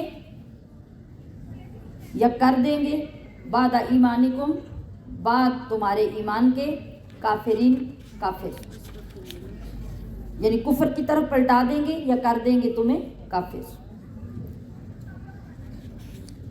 अब इन लोगों का भी क्या तरीक़ेकार था? आज भी ये आप इस बात को ज़रूर समझा करें कि जो चीज़ें हम बयान करते हैं वो आज हमारे ज़माने में कितनी पाई जाती हैं, और वो खबासतें जो यहूदो निसारा और हिंदुओं और सिखों से हमने सीखी हुई हैं, क्या आज वो अपने अंदर से निकालने में कामयाब हुए हैं कि नहीं? تو اب یہاں یہ بتایا جا رہا ہے کہ ایک یہودی تھا سرشاس بن قیس، وہ ایک جگہ سے گزرا جہاں پہ مسلمان اکٹھے ہو کے بیٹھے تھے، ان کی ایک مجلس ہو رہی تھی۔ اس میں انصار کے 2 قبیلے اوس اور خزرج، جن کا پیچھے بھی ذکر ہو چکا ہے، یہ بڑے مشہور 2 قبیلے تھے، اسلامیات کی کتابوں میں بھی ان کا ذکر آتا ہے، بچے پڑھتے بھی ہیں۔ یہ لوگ اوس و خزرج کے لوگ جو تھے، یہ ایک مجلس میں بیٹھے، اکٹھے بیٹھ کے آپس میں بڑی دوستانہ گفتگو، محبت کی باتیں، اتفاق کی باتیں کر رہے تھے۔ اور اسلام سے پہلے ان لوگوں کی دشمنی اتنی مشہور تھی، اتنی کہ 120 سال تک ان خاندانوں کی ایک ایک بات پہ دشمنی چلتی رہتی تھی، صلح کا کوئی راستہ نہیں نکلتا تھا۔ اور آج رحمت للعالمین جلوہ گئے، آج رسول اللہ مدینہ منورہ میں آئے، آج یہ سب لوگ آپ کی غلامی میں آئے، تو آج کیا نظر آ رہا ہے؟ آج وہ گہرے دوستوں کی طرح اکٹھے بیٹھ کے باتیں کر رہے ہیں۔ اب یہ یہودی تھا، اسے تو آگ لگ گئی کہ یہ کیسے ممکن ہے کہ ہمارے ہوتے ہوئے یہ قبیلے یوں مل کے بیٹھ جائیں اور یوں دوستیاں ان کی ہم دیکھ کے برداشت کر لیں۔ اس کو بڑی تکلیف ہوئی اس بات کی۔ آج ایسے بہت سے لوگ ہمارے درمیان ہوتے ہیں جن کو بڑی تکلیف ہوتی ہے، 2 سگے بھائی ہو نا، اور ان کی 10 سال ناراضگی رہے، 11ویں سال میں وہ اکٹھے بیٹھ جائیں تو بڑے لوگوں کو پیٹ میں مروڑ اٹھنے لگ جاتے ہیں۔ اور کیا کرتے ہیں وہ؟ پھر شیطانی کام یہ کرتے ہیں کہ کبھی ایک کے گھر کبھی دوسرے کے گھر جا کے، اچھا پھر ان تو وہ ساری گلاں بھول گئی نہیں، فلاں ٹائم انہیں انج کیتا، فلاں ٹائم انج کیتا، وہ ساری تسی بھلا بیٹھے ہو۔ یعنی کیا ہوا؟ اب وہ نئے سرے سے آپ کے دکھ تازہ کرتے ہیں، آپ کے درد تازہ کرتے ہیں۔ اور یہ بندے کی فطرت ہے کہ جب اس سے بھولی ہوئی زیادتیاں بھی یاد آتی ہیں تو ایک دفعہ جوش اور ابال اٹھتے ہیں اس کے اندر سے۔ یہی کام انہوں نے کیا۔ انہوں نے ایک نوجوان یہودی کو تیار کیا اور کہا کہ بہانے سے ان کے پاس بیٹھو اور ان کو جا کے وہ جو پرانی جنگیں تھیں نا، جو ان کے درمیان لڑائیاں ہوتی تھیں اور 100 سال سے بھی زیادہ عرصے تک چلتی رہتی تھی، وہ جنگیں ان کو یاد کرواؤ، اور کچھ قصیدے جو ان جنگوں کے زمانے کے لکھے ہوئے تھے ان کو سنا کے تو ان کو یاد دلاؤ کہ تم آپس میں کیسے ایک دوسرے کے خیالات رکھتے تھے اور کیا کیا کچھ ایک دوسرے کے لیے لکھتے تھے، اور آج بڑے دوستوں کی طرح بیٹھے ہوئے ہو، یہ سارا کچھ تمہیں بھول گیا، سب تم نے بھلا دیا۔ تو سازش کامیاب ہوئی، دونوں قبیلوں کے اندر لڑائی ہو گئی اور وہ یہی کچھ کرنا چاہتے تھے، دونوں میں لڑائی ہو گئی، قریب تھا کہ قتل و غارت ہو جاتا، مگر نبی کریم صلی اللہ علیہ وسلم تک اطلاع پہنچ گئی، اور جب ان کی آپس میں تو تکار ہو رہی تھی، عین موقع پہ رحمت للعالمین تشریف لائے اور آپ نے فرمایا کہ کیا تم جاہلیت کی حرکتیں کرتے ہو حالانکہ میں تمہارے درمیان موجود ہوں؟ رب کا حبیب تمہارے درمیان موجود ہے، تمہیں ہدایت دینے والا نبی تمہارے درمیان موجود ہے، اور پھر تم پرانی جاہلیت کی باتیں لوٹا کے بیٹھے ہو۔ بس اسے کہتے ہیں فرما برداری۔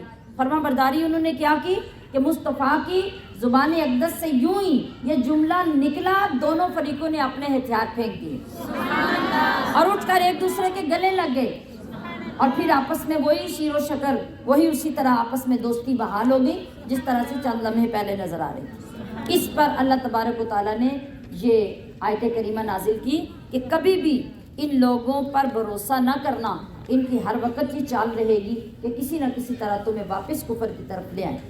وَكَيْفَ تَكْفُرُونَ، اور کیوں کر تم کفر کرو گے، وَأَنْتُمْ تُتْلَى، اور تم ہو کہ تُتْلَى عَلَيْكُمْ، تم پہ پڑھی جاتی ہیں یا تلاوت کی جاتی ہیں آیات اللہ، اللہ کی آیتیں، وَفِيكُمْ رَسُولُهُ، اور تمہارے درمیان اللہ کا رسول بھی ہے، وَمَن يَعْتَصِمْ، اور جس نے سہارا لیا باللہ، اللہ کا مضبوطی سے، فقد ہدیہ، تو بے شک دکھا دیا گیا اس کو، الی صراط مستقیم، سیدھا راستہ، یا چلا دیا گیا اسے سیدھے راستے کی طرف۔ یا ایھا الذین آمنوا، اے ایمان والو، اتقوا اللہ، اللہ سے ڈرو، حق تقاتہ، جس طرح اس سے ڈرنے کا حق ہے، ولا تموتن، اور نہ مرنا تم الا وانتم مسلمون، مگر مسلمان۔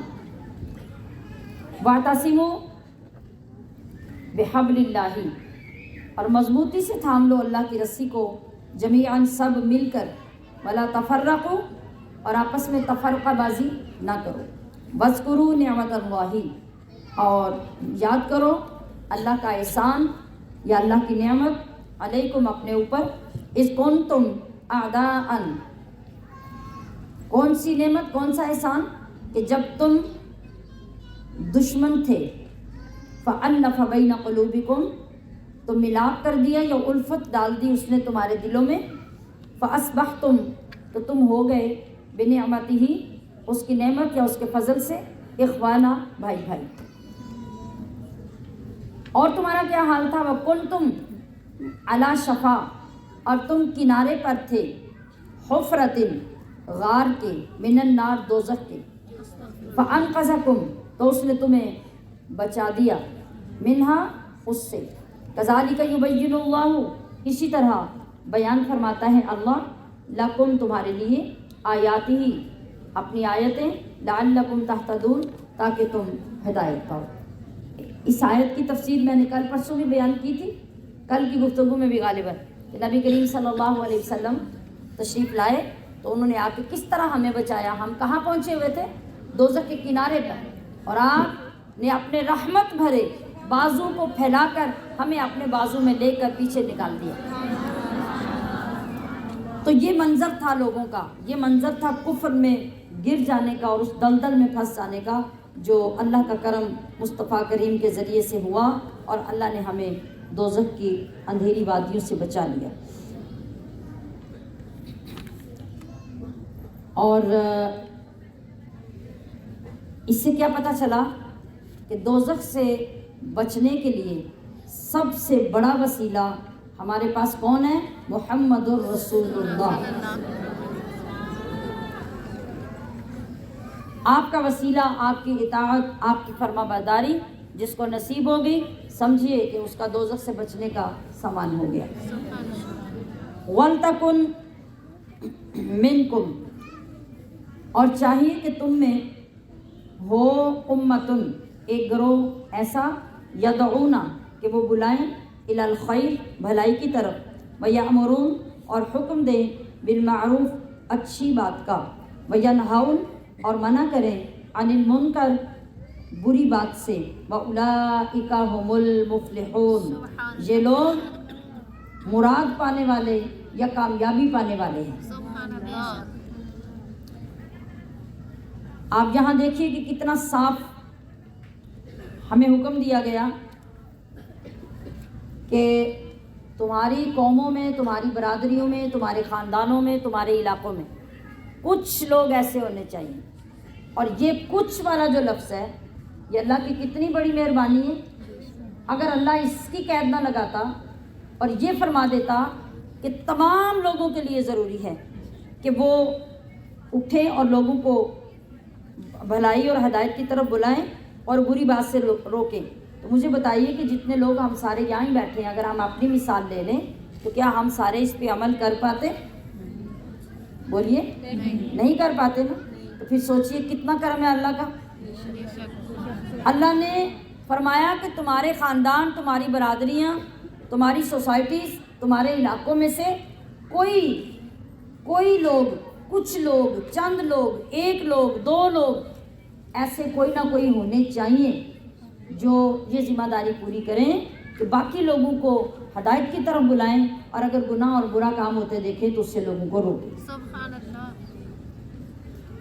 یہ نیکی کا دعوت دینے کا طریقہ اللہ تبارک و تعالیٰ نے بتایا۔ مجموعی طور پر دین کی تبلیغ کرنا یہ فرض کفایہ ہے۔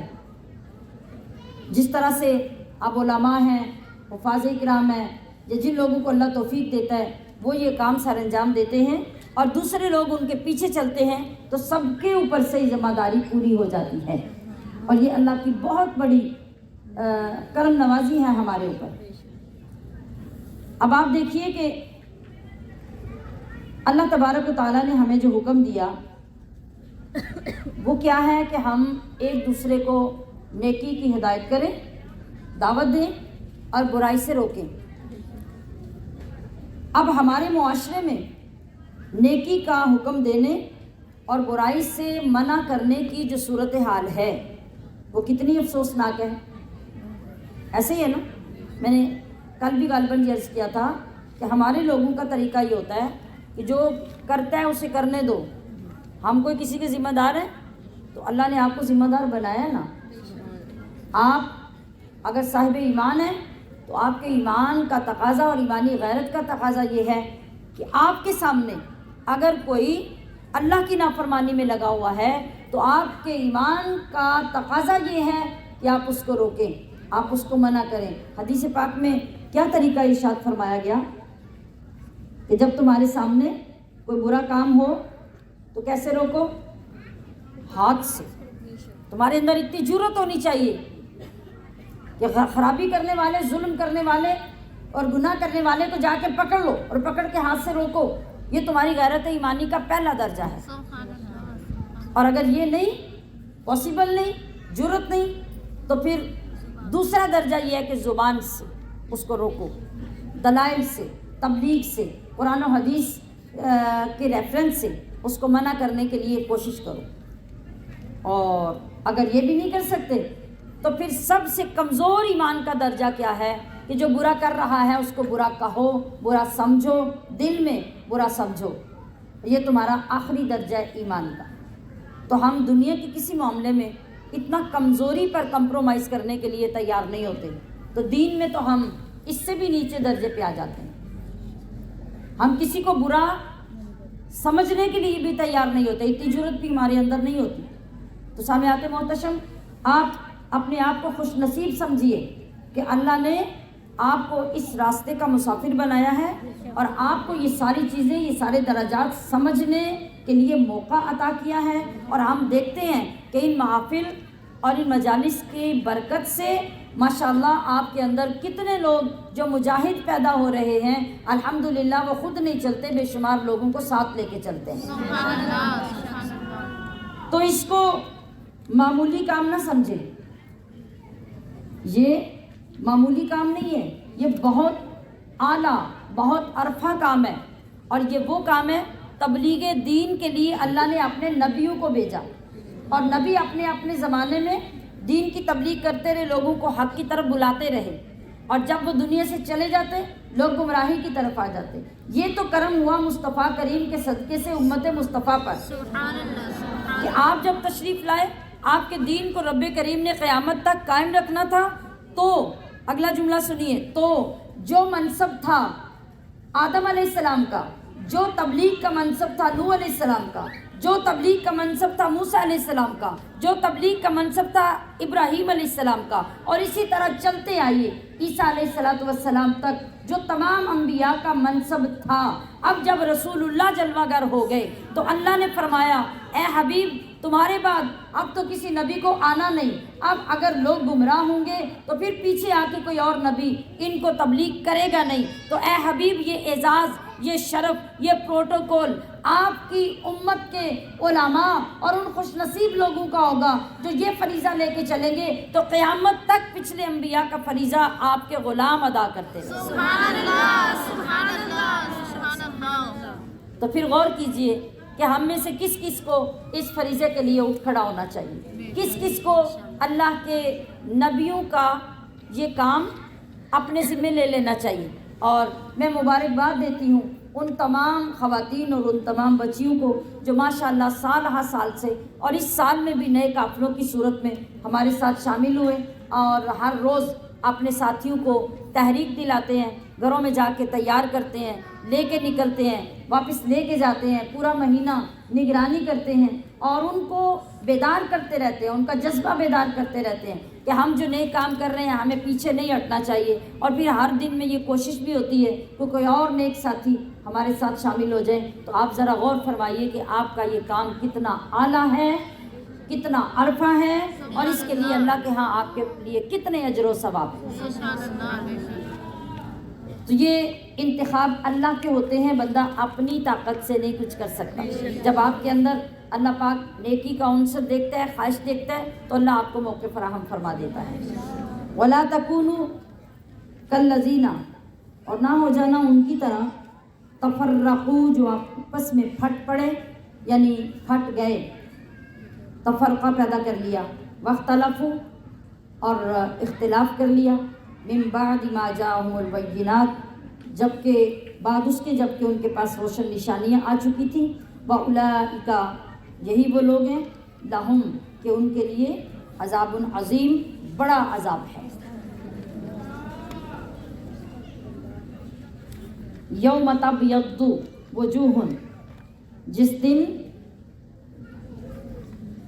ہوں گے بعض چہرے اجلے یعنی چمکتے ہوئے، وتسود وجوہ، اور بعض چہرے سیاہ ہوں گے یعنی کالے ہوں گے، فَأَمَّا الَّذِينَ، تو وہ لوگ اسودت، کہ کالے ہوں گے، وجوہہم، جن کے چہرے، ان کو دیکھ کر کیا ہوگا، ان سے پوچھا جائے گا، اکفرتم بعد ایمانکم، کیا تم ایمان لانے کے بعد کافر ہو گئے تھے، فذوقوا العذاب، تو اب عذاب چکھو، بما کنتم تکفرون، بدلہ اپنے کفر کا، وَأَمَّا الَّذِينَ ابْيَضَّتْ، اور بہرحال یا لیکن وہ لوگ کہ چمکتے ہوں گے، وجوہہم، جن کے چہرے، ففی رحمت اللہ، تو وہ اللہ کی رحمت میں ہیں، ہم فیہا خالدون، وہ اس میں ہمیشہ رہیں گے۔ سیاہ چہروں والے لوگ منافق بھی ہوں گے، کافر بھی ہوں گے، اور جن لوگوں کو اللہ رب العزت کی اطاعت، فرما برداری، تقوی، پرہیزگاری دنیا میں نصیب ہوگی، سیدھی راہ پہ قائم رہیں گے، تو قیامت میں ان کے چہرے اس طرح روشن ہوں گے جیسے ٹیوب لائٹ روشن ہوگی، سبحان اللہ، دور سے چمکتے ہوئے نظر آئیں گے۔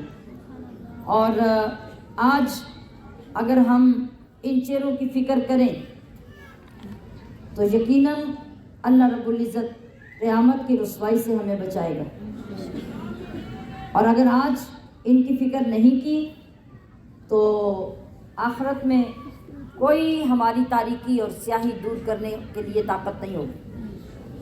آج بھی اگر دنیا میں علماء نے لکھا کہ اگر آپ جب بھی آئینہ دیکھتے ہیں، شیشہ دیکھتے ہیں، اس کو دیکھتے ہوئے کہیں اللہم بیض وجہی یوم تبیض وجوہ وتسود وجوہ، کہ اللہ جس دن بعض چہرے کالے ہوں گے، بعض چہرے چمکتے ہوں گے، اس دن میرے چہرے کو چمکا دینا، میرے چہرے کو روشن کر دینا۔ ہر مرتبہ جب اگر شیشہ دیکھیں تو یہ دعا پڑھیں اور تصور لائیں قیامت کا، تو یقیناً ہر مرتبہ اپنی صورت دیکھ کے اللہ کا شکر بھی ادا ہوگا اور آخرت کے لیے دعا بھی ہوگی۔ اللہم بیض وجہی یوم تبیض وجوہ وتسود وجوہ، یہ جو قرآن پاک میں آگے لکھے الفاظ، یہ تو وہی ہیں، صرف اس کے شروع میں کیا لگانا ہے، اللہم بیض وجہی، آگے یہی آئے گی۔ تلک آیات اللہ، یہ آیتیں ہیں اللہ کی، نتلوہا، جنہیں ہم پڑھتے ہیں، علیکا، آپ پر، بالحق، ٹھیک ٹھیک، وما اللہ یرید، اور اللہ نہیں چاہتا، ظلماً، ظلم، للعالمین، جہان والوں پر، وللہ ما فی السماوات، اور اللہ ہی کا ہے جو کچھ آسمانوں میں، وما فی الارض، اور جو کچھ زمین میں ہے، وإلی اللہ، اور اللہ ہی کی طرف، ترجع الامور، رجوع کرنا ہے تمام کاموں کو، یا لوٹائے جائیں گے تمام کام۔ کنتم خیر امت، تم بہتر جماعت ہو ان میں سے، اخرجت للناس، جو ظاہر ہوئی لوگوں میں، تأمرون، کہ تم حکم دیتے ہو، بالمعروف، بھلائی یا نیکی کا، وتنہون، اور منع کرتے ہو، عن المنکر، برائی سے، وتؤمنون باللہ، اور اللہ پر ایمان رکھتے ہو، ولو آمن اہل الکتاب، اور اگر کتابی بھی ایمان لاتے، لکان خیر لہم، تو ان کا بھلا ہوتا یا ان کا بھلا تھا، منہم المؤمنون، ان میں سے کچھ مسلمان ہیں، واکثرهم الفاسقون، اور زیادہ تر کافر یا فاسق۔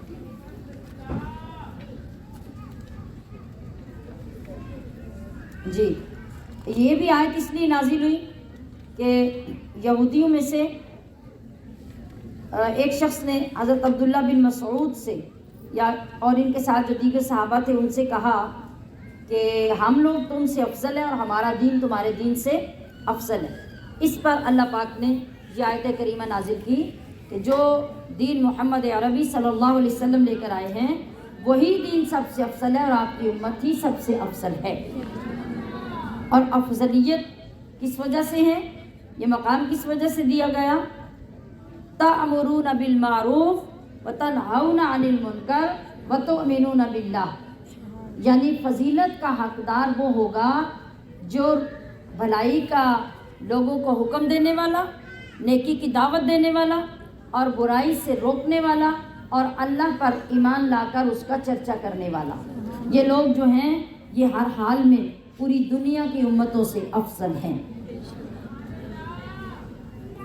اب یہاں دیکھیے جو دوبارہ اسی آیت میں پھر بات ہو رہی ہے, ایک افضلیت امت محمدیہ کی یہ بھی ہے کہ نہ اس دین کو ختم ہونا ہے, نہ اس امت کو ختم ہونا ہے, نہ اس قرآن کی تعلیمات کو ختم ہونا ہے. یہ ہمیشہ کے لیے آئی ہے اور ہمیشہ یہ امت قائم رہے گی. تو آگے پھر یہاں پر نیکی کی ترغیب کی تعریف کی گئی اور بتایا گیا کہ نیکی کی دعوت دینا اتنا عظیم اور اتنا بڑا عہدہ ہے کہ یہ عہدہ تو اللہ نے اپنے نبیوں کو عطا کیا تھا. اس بات کو جتنے لوگ لوگوں کو دعوت دینے والے ہیں اس کو ضرور یاد رکھا کریں اور اس فخر کو سن کر اور اس شاندار خدمت کو سن کر اور اس کا اجر و ثواب اور اس کا جو پروٹوکول اللہ کے ہاں ہے اس کو سن کر وہ لوگ جو دوسروں کے پیچھے چل کے آتے ہیں انہیں بھی کھڑے ہو جانا چاہیے کہ ہم بھی اٹھ کر ایک نیا کام شروع کریں کہ اگر یہ لوگ ہمارے لیے اچھا کام کر سکتے ہیں تو ہم دوسروں کے لیے کر سکتے ہیں. ذرا سوچئے کہ اگر یہ جذبہ ہم سب میں ہر ایک کے اندر پیدا ہو جائے تو دین کے لیے کتنی ترقی کا باعث ہو, ہمارے لیے کتنی عزتوں کا باعث بنے. تو ہمیں اس کی طرف توجہ دینی چاہیے کہ بیٹھے بٹھائے اگر آپ چند لوگوں کو اخلاص سے اللہ کے دین کی دعوت دے کے وہاں مرکز میں لے آتے ہیں جہاں اللہ کے دین کی بات ہوتی ہے, جہاں واعظ و نصیحت ہوتا ہے, جہاں لوگ ہدایت حاصل کرتے ہیں اور وہاں کے لیے آپ ان کا باعث بنتے ہیں یا خود ہی اپنی مجلس میں اپنی تبلیغ میں ان کو سیدھی راہ کی طرف لے آتے ہیں, تو یہ کتنا بڑا کام ہے. یہ اللہ کے نبیوں کا عہدہ ہے, اللہ کے نبیوں کا, اور اللہ نے نبیوں کو تو دنیا میں بھیجا ہی اس کام کے لیے, مگر ان جیسا کام کرنے کی وجہ سے اللہ آپ کو بھی اتنا بلند مقام عطا فرما دیتا ہے. اور اسی وجہ سے اس امت کو بہترین امت کہا کہ یہ کسی نبی کے انتظار میں نہیں بلکہ جو نبی ان کو تبلیغ کر کے گئے انہوں نے اس تبلیغ کو سنبھالا ہوا ہے اور آج تک وہ تبلیغ آنے والی نسلوں تک پہنچا رہے ہیں. ایک حدیث پاک میں ہے کہ نبی علیہ الصلوۃ والسلام سے پوچھا گیا کہ یا رسول اللہ لوگوں میں بہترین بندہ کون ہے؟ تو آپ نے ارشاد فرمایا وہ بندہ جو اپنے رب سے ڈرتا ہے, وہ بندہ جو رشتہ داروں سے تعلق جوڑ کے رکھتا ہے, وہ بندہ جو سب سے زیادہ لوگوں کو نیکی کا حکم دیتا ہے, اور وہ بندہ جو سب سے زیادہ برائی سے روکنے والا ہے. یہ سارے لوگ بہترین لوگ. مشکل کام لگا ہے جو اتنی آہستہ سبحان اللہ کہہ رہے ہیں. جذبے قائم رکھا کرے نا.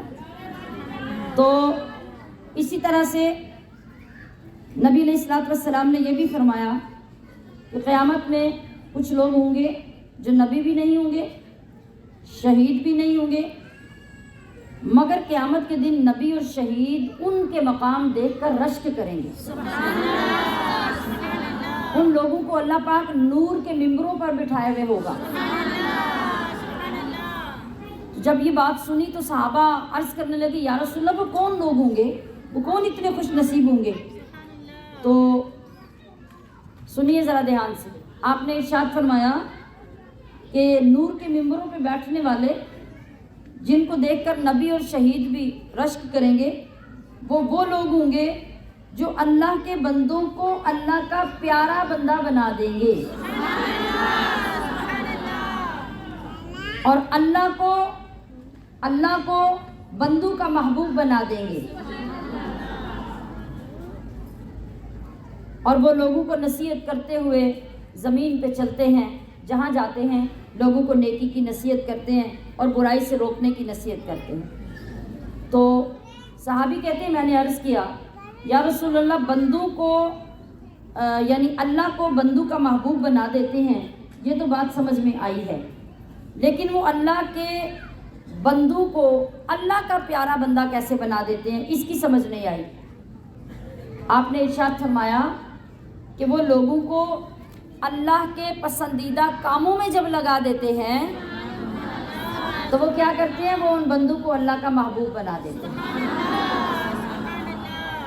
آپ میں بہت سارے لوگ ہیں نا ماشاءاللہ جو یہ کام کر رہے ہیں، اور ابھی جو نہیں کر رہے وہ بھی کر سکتے ہیں۔ ابھی آپ کے پاس ایک ہفتہ پورا پڑا ہوا ہے، آج سوچ لیجئے اس آیت کی تفسیر کو سن کر کہ اس ہفتے میں آپ نے کیا کرنا ہے۔ آپ اگر یہاں سے آج اٹھ کے یہ عہد لے کے جائیں گے نا کہ میں نے بھی ان بندوں میں شامل ہونا ہے جن کو نور کے ممبر ملنے ہیں، تو یقین کیجئے یہ ہفتہ بھی آپ کے لیے بہت ہے۔ آپ اس ہفتے میں بھی اٹھیے، کمر بستہ ہو جائیے اور اپنے لیے نور کے ممبر الاٹ کروا لیجئے۔ آپ کو یہی کرنا ہوگا کہ آپ ان نئے لوگوں کے پاس جائیں جو پہلے آپ کے ساتھ شامل نہیں، اور ان کو اللہ کی نیک باتیں بتا کر نیک کاموں میں لگا دیں۔ یہ جتنے لوگ آپ کی تبلیغ سے، دیکھیں ابھی ماشاءاللہ کتنی ناظمات نے اپنے حلقے کے لوگوں کو خود حجاب خرید کے دیے اور ان کو آگے لا کے حجاب کی تلقین بھی کی ہے، ترغیب بھی دلائی ہے، اور باضابطہ طور پہ ان کو حجاب دلا کے باپردہ خواتین میں شامل کروا دیا ہے۔ یہ کون سا کام ہے؟ یہ وہی کام ہے نا جو نیک کام ہے، اور نیک کام میں جن لوگوں نے ان کو لگایا وہ یقیناً اس کے مستحق ہو گئے کہ اللہ انہیں قیامت میں نور کے ممبروں پر بٹھائے۔ تو آپ اس خوبصورت منصب کو اختیار کرنے کے لیے آج سے اگر سوچ لیں تو جتنے دن آپ کو باقی ملیں گے وہ آپ کی تحریک شروع ہو جائے گی، اور انشاءاللہ سال کے دوران بھی آپ اس پہ عمل کرتے رہیں گے۔ پھر آپ کا دل کرے گا کہ کوئی نہ کوئی بندہ مجھے ملتا رہے اور میں اس کو نیکی کی طرف لاتی رہوں۔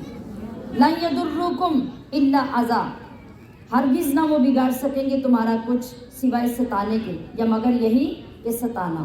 وَإِن يُقَاتِلُوكُمْ، اگر وہ تم سے لڑیں، يُوَلُّوكُمُ الْأَدْبَارَ، تو پیٹھ پھیر جائیں گے تمہارے سامنے سے، ثُمَّ لَا يُنصَرُونَ، پھر ان کی مدد نہیں ہوگی۔ یعنی ایمان لانے والوں کو اللہ پاک نے مطمئن کیا کہ تم ان کی سازشوں سے، شرارتوں سے مت ڈرو، یہ سوائے ستانے کے اور کچھ نہیں کر سکتے، یعنی تمہارے اوپر یہ کبھی غالب نہیں آ سکتے، اس لیے کہ تم میری حفاظت میں ہو۔ ضربت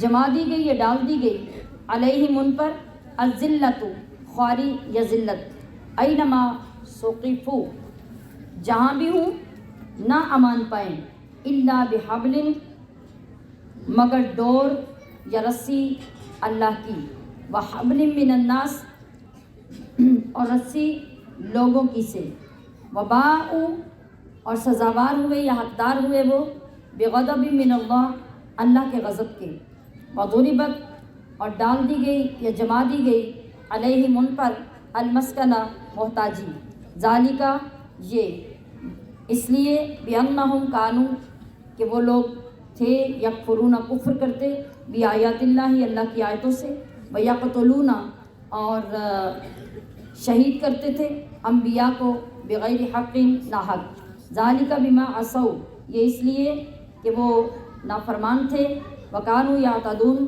اور وہ سرکش تھے یا حد سے بڑھنے والے تھے، لیسوا سواء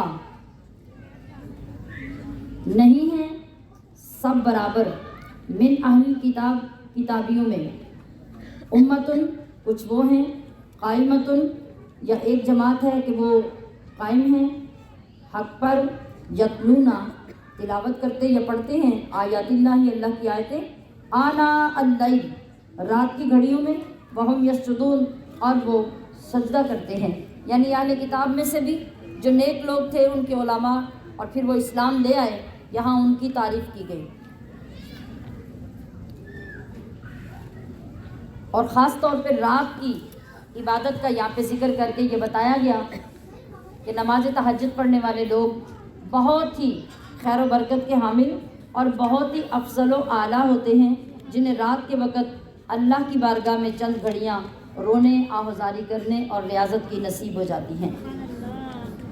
یؤمنون باللہ، وہ ایمان لاتے ہیں اللہ پر، والیوم الآخر، اور آخرت کے دن پر، ویأمرون بالمعروف، اور نیکی کا حکم دیتے ہیں، وینہون عن المنکر، اور برائی سے روکتے ہیں، ویسارعون فی الخیرات، اور جلدی کرتے ہیں نیکی کے کاموں میں۔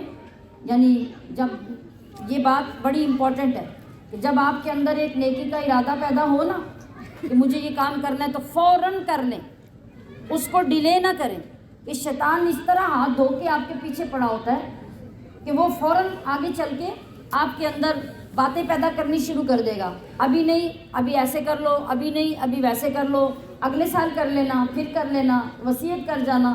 آپ کو ایسے کرتے کرتے کیا کرے گا؟ نیکی سے روک دے گا۔ لہٰذا جس وقت نیکی کا خیال آئے اسی وقت آپ اس پہ عمل کر لیں، اور جو کرنے کا ارادہ کیے اس کو کر لیں، یہ آپ کے لیے انتہائی مبارک ہے۔ ورنہ جس وقت انسان کی فطرت ہے، جب مصیبت آتی ہے نا تو وہ یوں لگتا ہے کہ جیسے اللہ سے زیادہ کسی سے اسے پیار ہی نہیں، اور جوں جوں مصیبت ٹلتی جاتی ہے اس کے ارادے بدلتے جاتے ہیں۔ ایک آدمی کی مثال دی گئی کہ وہ باغ میں گیا اور اس نے دیکھا کہ بڑی اونچی لمبی کھجور کے اوپر اتنی شاندار کھجوریں پکی ہیں کہ کسی اور کھجور کے اوپر ایسی کھجوریں نہیں لگی۔ اب وہ درختوں میں چڑھنے کا ماہر تھا لیکن اتنے طویل درخت پہ کبھی نہیں چڑھا تھا۔ وہ جوش میں چڑھ گیا، چڑھتا چڑھتا چڑھتا جب قریب پہنچا نا تو پیچھے نظر پڑی تو کانپ گیا۔ اس نے کہا میں نے تو آج تک کبھی اتنے لمبے درخت پہ چڑھ کے ٹرائی نہیں کیا، تو میں کدھر چڑھ آیا ہوں؟ اب چڑھ تو آیا ہوں، اب اتروں گا کیسے؟ دیکھیں نا، کھجور کا درخت تو بالکل سیدھا ہوتا ہے اور اترنا بہت مشکل تھا، اور بہت ڈر گیا، کانپ گیا۔ کھجوریں تو جی بھر کے کھا لی اور اپنے وہ جو رومال وغیرہ تھا اس میں ساری باندھ بھی لی، تھیلے میں ڈال لی۔ اب جب نیچے اترنے کی باری آئی نا تو جسم تھر تھر کانپنے لگا، تو کہنے لگا کہ یا اللہ خیر سے اتار دے بس آج مجھے، تو میں 5 درم صدقہ کروں گا، خیر سے اترنے پر 5 درم صدقہ کروں گا۔ ارادہ کیا تو نیچے اترتا آیا، جب آدھے میں آ گیا نا تو نیچے دیکھا تو کوئی بہت زیادہ فاصلہ بھی نہیں رہ گیا تھا، تھوڑا رہ گیا۔ تو اس نے کہا کہ یہ تو کوئی بڑی بات نہیں تھی، میں ایسے ہی گھبرا گیا تھا، تو یہ تو سارا کام 2 درم کا بس بنتا ہے، چل 2 درم میں صدقہ کر دوں گا۔ بدل گیا۔ اب اگلے 2 لمحے گزرے تو زمین پہ آ گیا نیچے، تو اب بیٹھا زمین پہ، پھر اوپر دیکھا تو کہا کہ میں بھی کیسا پاگل ہوں، اتنے کی میں نے کھجوریں نہیں لی جتنا میں نے صدقہ مان لیا ہے، تو یہ تو برابر برابر ہو گیا، خیر ہے، اور میں نے جتنا وہ کیا کوئی اتنی بڑی بات نہیں تھی، یہ تو میں تھوڑی سی اور آرام سے کوشش کرتا تو اتر آتا، تو بس ٹھیک ہے، جو کھا لیا سو کھا لیا، اور اب صدقہ دینے کی کیا ضرورت ہے۔ وہ تھیلا مونڈے پہ ڈالا، اٹھ کے چل پڑا۔ یہ حالت ہمارے میں ہر دوسرے تیسرے بندے کی ہوتی ہے۔ یہی وجہ ہے جو لوگ آ کے کہتے ہیں نا وہ منت مانی تھی تو پوری نہیں ہوئی، وہ اعتکاف کرنا تھا تو پورا نہیں ہوا، وہ دیگ مانی تھی تو پوری نہیں ہوئی، جب جوش آتا ہے نا پھر یہاں بیٹھے ہوئے کہتے ہیں کہ ہم غوث اعظم کے دربار پہ جا کے دیگ چڑھائیں گے، سلطان باہو دربار پہ جا کے چڑھائیں گے۔ آہستہ آہستہ بندہ ٹھیک ہو جاتا ہے، اٹھ کے کام کاج لگ جاتا ہے۔ اب کہتے ہیں کہ اب کون جائے سلطان باہو، اب کون جائے داتا صاحب، اور کون جائے غوث اعظم، پھر مسئلہ پوچھنے شروع ہو جاتے ہیں کہ منت مانی تھی اب کسی بھی جگہ پہ دے دیں۔ آپ نے دیکھا نا کہ وقت کے ساتھ ساتھ شیطان نے کدھر لگایا آپ کو، تو یہ چیزیں بڑی خطرناک ہوتی ہیں۔ اس لیے جب بھی نیکی کا خیال آئے اور آپ کے دل میں شوق پیدا ہو، سب سے پہلے یہ کام کریں کہ اس پہ آپ عمل درآمد کریں تاکہ شیطان آپ کو بہکا نہ سکے۔ تو یہاں دیکھیے کیا چیزیں ذکر کی گئی کہ جو ایمان والے ہیں نا، جو صحیح معنوں میں ایمان والے کہلا سکتے ہیں، ان کے اندر یہ صفات ڈھونڈو۔ کون سی صفات؟ ذرا غور سے سنیے۔ میں اور آپ اپنی مرضی سے اپنے آپ کو ایمان والا کہہ کے ایمان کا ٹائٹل نہیں لگا سکتے۔ جس طرح گورنمنٹ کا کوئی بیچ، کوئی نشانی، کوئی بھی ایسی چیز، کوئی سرٹیفکیٹ، کچھ بھی ہے، تو آپ ان کی اسٹیمپ کے بغیر استعمال نہیں نہ کر سکتے، یا ان کی جاب کے بغیر آپ استعمال نہیں کر سکتے. آپ پولیس کا یونیفارم پہن کے جا کے چوک میں کھڑے ہو جائیں نا، تو کسی نے مخبری کر دی تو لگ پتہ جائے گا، ہے کہ نہیں؟ تو اپنی مرضی سے آپ کو پولیس کا لباس پہن کے یا کسی فوجی کا لباس پہن کے آرمی میں گھس نہیں سکتے. تو اسی طرح جو ایمان والا ہے نا، اصل میں وہ اللہ کی گورنمنٹ کا بندہ ہے. سبحان اللہ کہہ دیجیے. وہ اصل میں اللہ کی گورنمنٹ کا بندہ ہے. جب تک اس کے وہ پورے تقاضے اور گورنمنٹ کی پابندیاں نظر نہیں آئیں گی، وہ گورنمنٹ کا بندہ نہیں بن سکتا. اپنی طرف سے وہ 1000 مرتبہ کہ میں ایمان والا ہوں، تو ہم ایمان والا اسے کب مانیں گے؟ ذرا نشانیاں سنیے. وہ ایمان والا مکمل تب ہوگا جب وہ راتوں کو اٹھ کے اپنے معبود کو پکارتا ہے، وہ راتوں کو اٹھ کے اپنے معبود کی عبادت کرتا ہے. دوسرے، وہ 5 وقت کی نماز میں کبھی غائب نظر نہیں آتا. یہ آپ نے آپ کو چیک کرتے جانا ہے. اچھا، جو میں عرض کر رہی ہوں چیک کرتے جانا ہے کہ ان میں سے کتنی باتیں ہمارے اندر موجود ہیں. اور تیسری بات کہ رات کا کچھ حصہ لازماً اپنے رب کے حضور راز و نیاز میں گزارتا ہے. اور راتوں کو صرف عبادت تو کئی طرح کی ہوتی ہے نا. راتوں کو عبادت میں کھڑے ہو کے رب کا کلام بھی پڑھتا ہے. پورے قرآن پڑھے ہیں نا اللہ والوں نے رات کی نمازوں میں، ایک رکعت میں. اور حضرت فاطمہ تو زہرا کیا فرمایا کرتی تھی؟ ان کی عبادت کا کیا طریقہ ہوتا؟ سردیوں کی راتوں کی صبح ہوتی تو تڑپ جاتی، یا اللہ اتنی چھوٹی رات، تیری فاطمہ کا ایک سجدہ ہوا، دوسرا بھی پورا نہیں ہوا، رات ختم ہو گئی. تو اس کے بعد یعنی رات کے وقت قرآن کی تلاوت کرنا، قیام کرنا، نمازیں پڑھنا، تہجد پڑھنا، 5 وقت کی نماز ادا کرنا، اور اللہ پر اور آخرت پر کامل ایمان رکھنا. یہ کس کی ساری پابندیاں ہیں؟ ایمان والے کی. اور جہاں پر نیکی کا حکم دینے کی ضرورت پڑے وہیں پر اپنوں میں، غیروں میں، اجنبیوں میں، شناساؤں میں وہ نیکی کا حکم دینے سے کبھی نہ گھبرائے، کبھی نہ جھجکے. اور برائی ہوتی دیکھے تو فوراً اپنی ذمہ داری سمجھتے ہوئے برائی سے منع کرے. اور نیکی کی بات آئے تو سب سے آگے بڑھنے کی کوشش کرے کہ میں سب سے پہلے نیکی کروں. اور ہمیشہ نیکی پر اپنے آپ کو قائم رکھے. یہ ساری علامات اور ساری صفات جس بندے میں پائی جائیں گی وہ کامل ایمان والا ہوگا، جس کو قرآن نے ایمان والا کہا ہے. وما یفعلوا من خیر، اور جو بھی وہ بھلائی کا کام کریں، فلن یکفروا، تو نہ ناشکری کی جائے گی اس سے، یا نہ حق مارا جائے گا. واللہ علیم بالمتقین، اور اللہ جانتا ہے پرہیزگاروں کو یا ڈرنے والوں کو. ان الذین کفروا، بے شک وہ جو کافر ہوئے، لن تغنیا، نہ بچا سکیں گے انہیں یا نہ کام آئیں گے انہیں، اموالہم، ان کے مال، ولا اولادہم، اور نہ ان کی اولادیں، من اللہ شیئا، اللہ سے کچھ بھی، واولئک اصحاب النار، اور وہ لوگ ہی دوزخی ہیں، ہم فیہا خالدون، وہ اس میں ہمیشہ رہیں گے. مثل ما ينفقون، مثال ان کی جو خرچ کرتے ہیں، فی هذه الحیات الدنیا، اس دنیا کی زندگی میں، کمثلی، ایسی ہیں جیسے ریح، ہوا ہو، فیہا سر، جس میں بہت ٹھنڈ ہو، اصابت، وہ پڑے یا پہنچے، حرثا، کھیتی کو، قوم ظلموا، ظالم قوم کی، انفسہم، جن نے ظلم کیا تھا اپنے اوپر، فاہلکت، تو اس کو وہ ہلاک کر گئی. وما ظلمہم اللہ، اس کو کیا کہتے ہیں پنجابی میں؟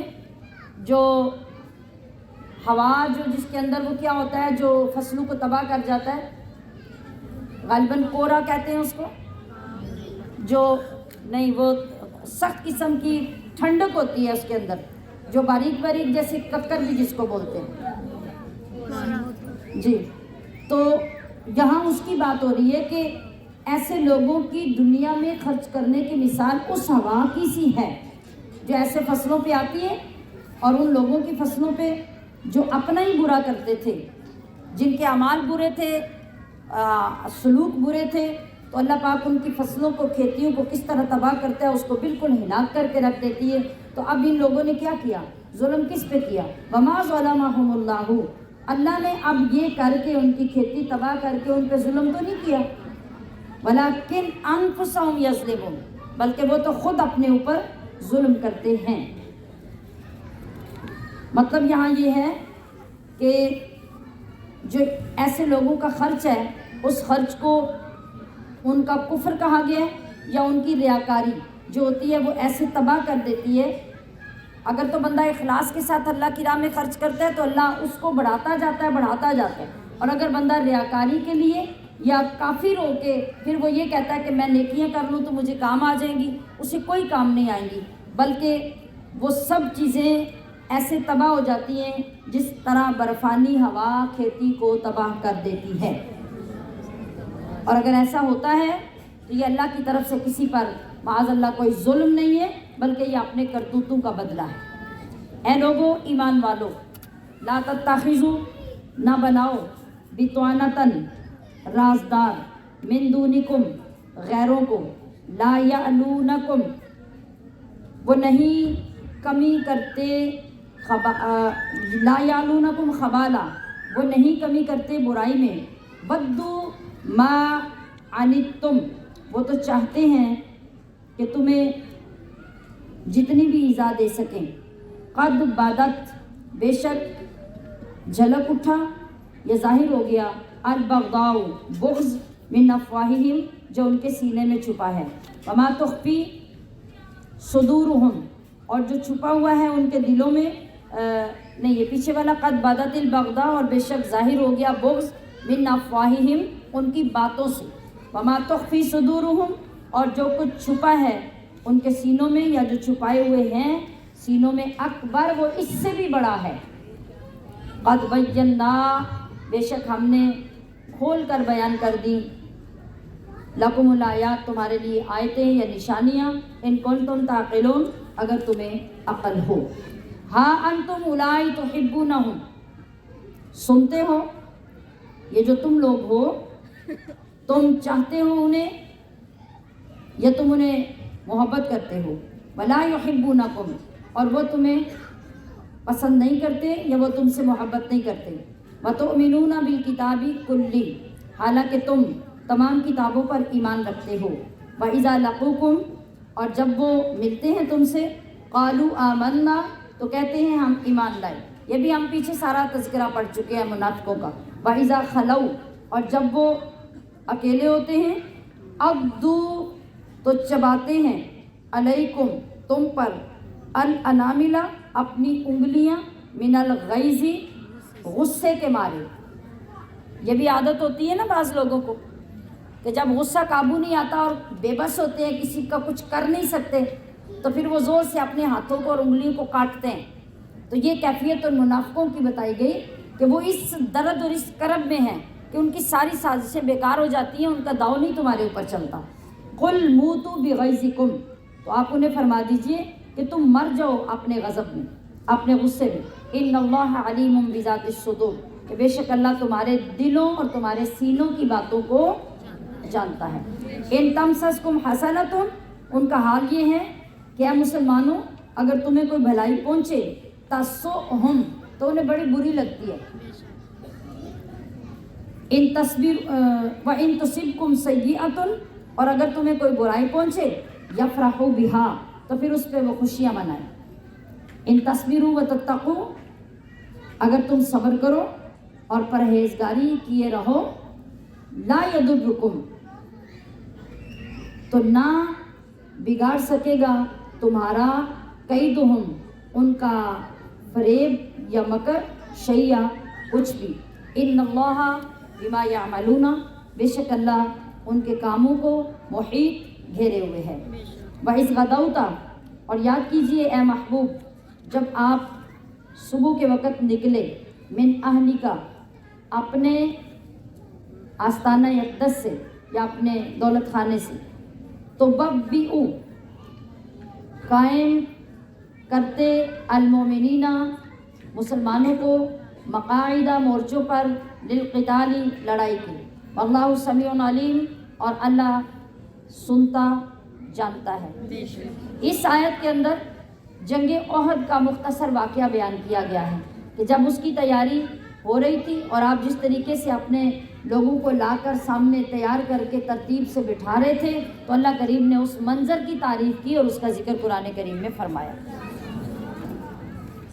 اذ ہمت، جب ارادہ ہوا، طائفتان، دو گروہوں کا، منکم، تم میں سے، ان تفشلا، کہ وہ بزدلی کر جائیں یا بزدلی دکھائیں، واللہ ولیہما، اور اللہ سنبھالنے والا ہے ان کو، وعلی اللہ، اور اللہ ہی پر، فلیتوکل، بس چاہیے کہ بھروسہ کرے، المومنون، مسلمان۔ یہ دو گروہ جو ہیں یہ انصار کے دو گروہ تھے،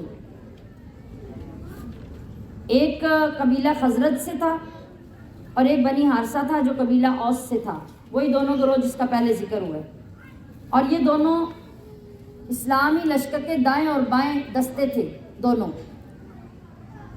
تو عبداللہ بن ابی بن سلول جو منافقوں کا سب سے بڑا تھا، وہ جان بوجھ کے پلاننگ کے مطابق نا، وہ بھی مسلمانوں کی طرف سے تھا نا، منافق تھا لیکن شامل تھا، اور پلاننگ ان کی یہ تھی کہ جب جنگ شروع ہوگی تو ہم ایک اپنی جو بنائی ہوئی ترتیب ہوگی اس کے مطابق ہم وہاں سے بھاگیں گے، اور جب ہمیں لوگ بھاگتا دیکھیں گے تو ہمارے جو ہم نوا باقی فریق اور باقی قبیلے ہوں گے نا، وہ بھی کمزور ہو کے بھاگ پڑیں گے، اور اس طرح ہم اپنی سازش میں کامیاب ہو جائیں گے۔ ہمارے بھاگنے کی وجہ سے تھوڑے مسلمان رہ جائیں گے، وہ بھی بھاگ پڑیں گے اور ان سب کو شکست ہو جائے گی۔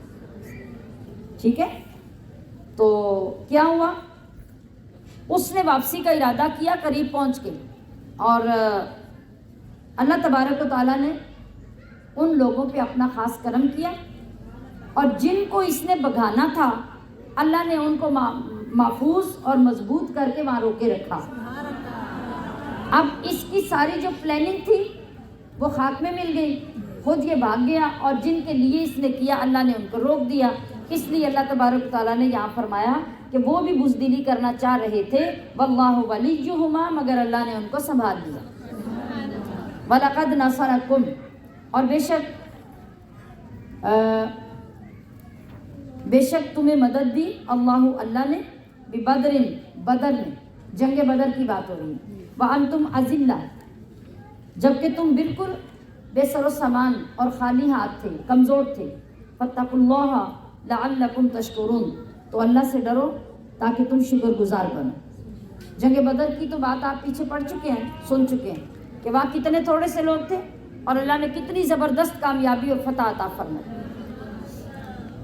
اذ تقولوا، جب آپ فرماتے تھے، للمومنین، مسلمانوں سے، الن یکفیکم، کیا تمہیں یہ کافی نہیں، ان یمدکم، کہ مدد کرے تمہاری، ربکم، تمہارا رب، بثلاثۃ آلاف من الملائکہ، 3000 فرشتے اتار کر، بلا، ہاں کیوں نہیں، ان تصبروا، اگر تم صبر، وتتقوا، اور تقوی کرو، ویأتوکم، اور آ پڑے تم پر، من فورہم، کافر، ہاذا، اسی وقت، یمددکم ربکم، تو مدد کو بھیجے گا تمہارا رب، بخمسۃ آلاف، 5000 من الملائکۃ، فرشتے، مصومین، نشان والے۔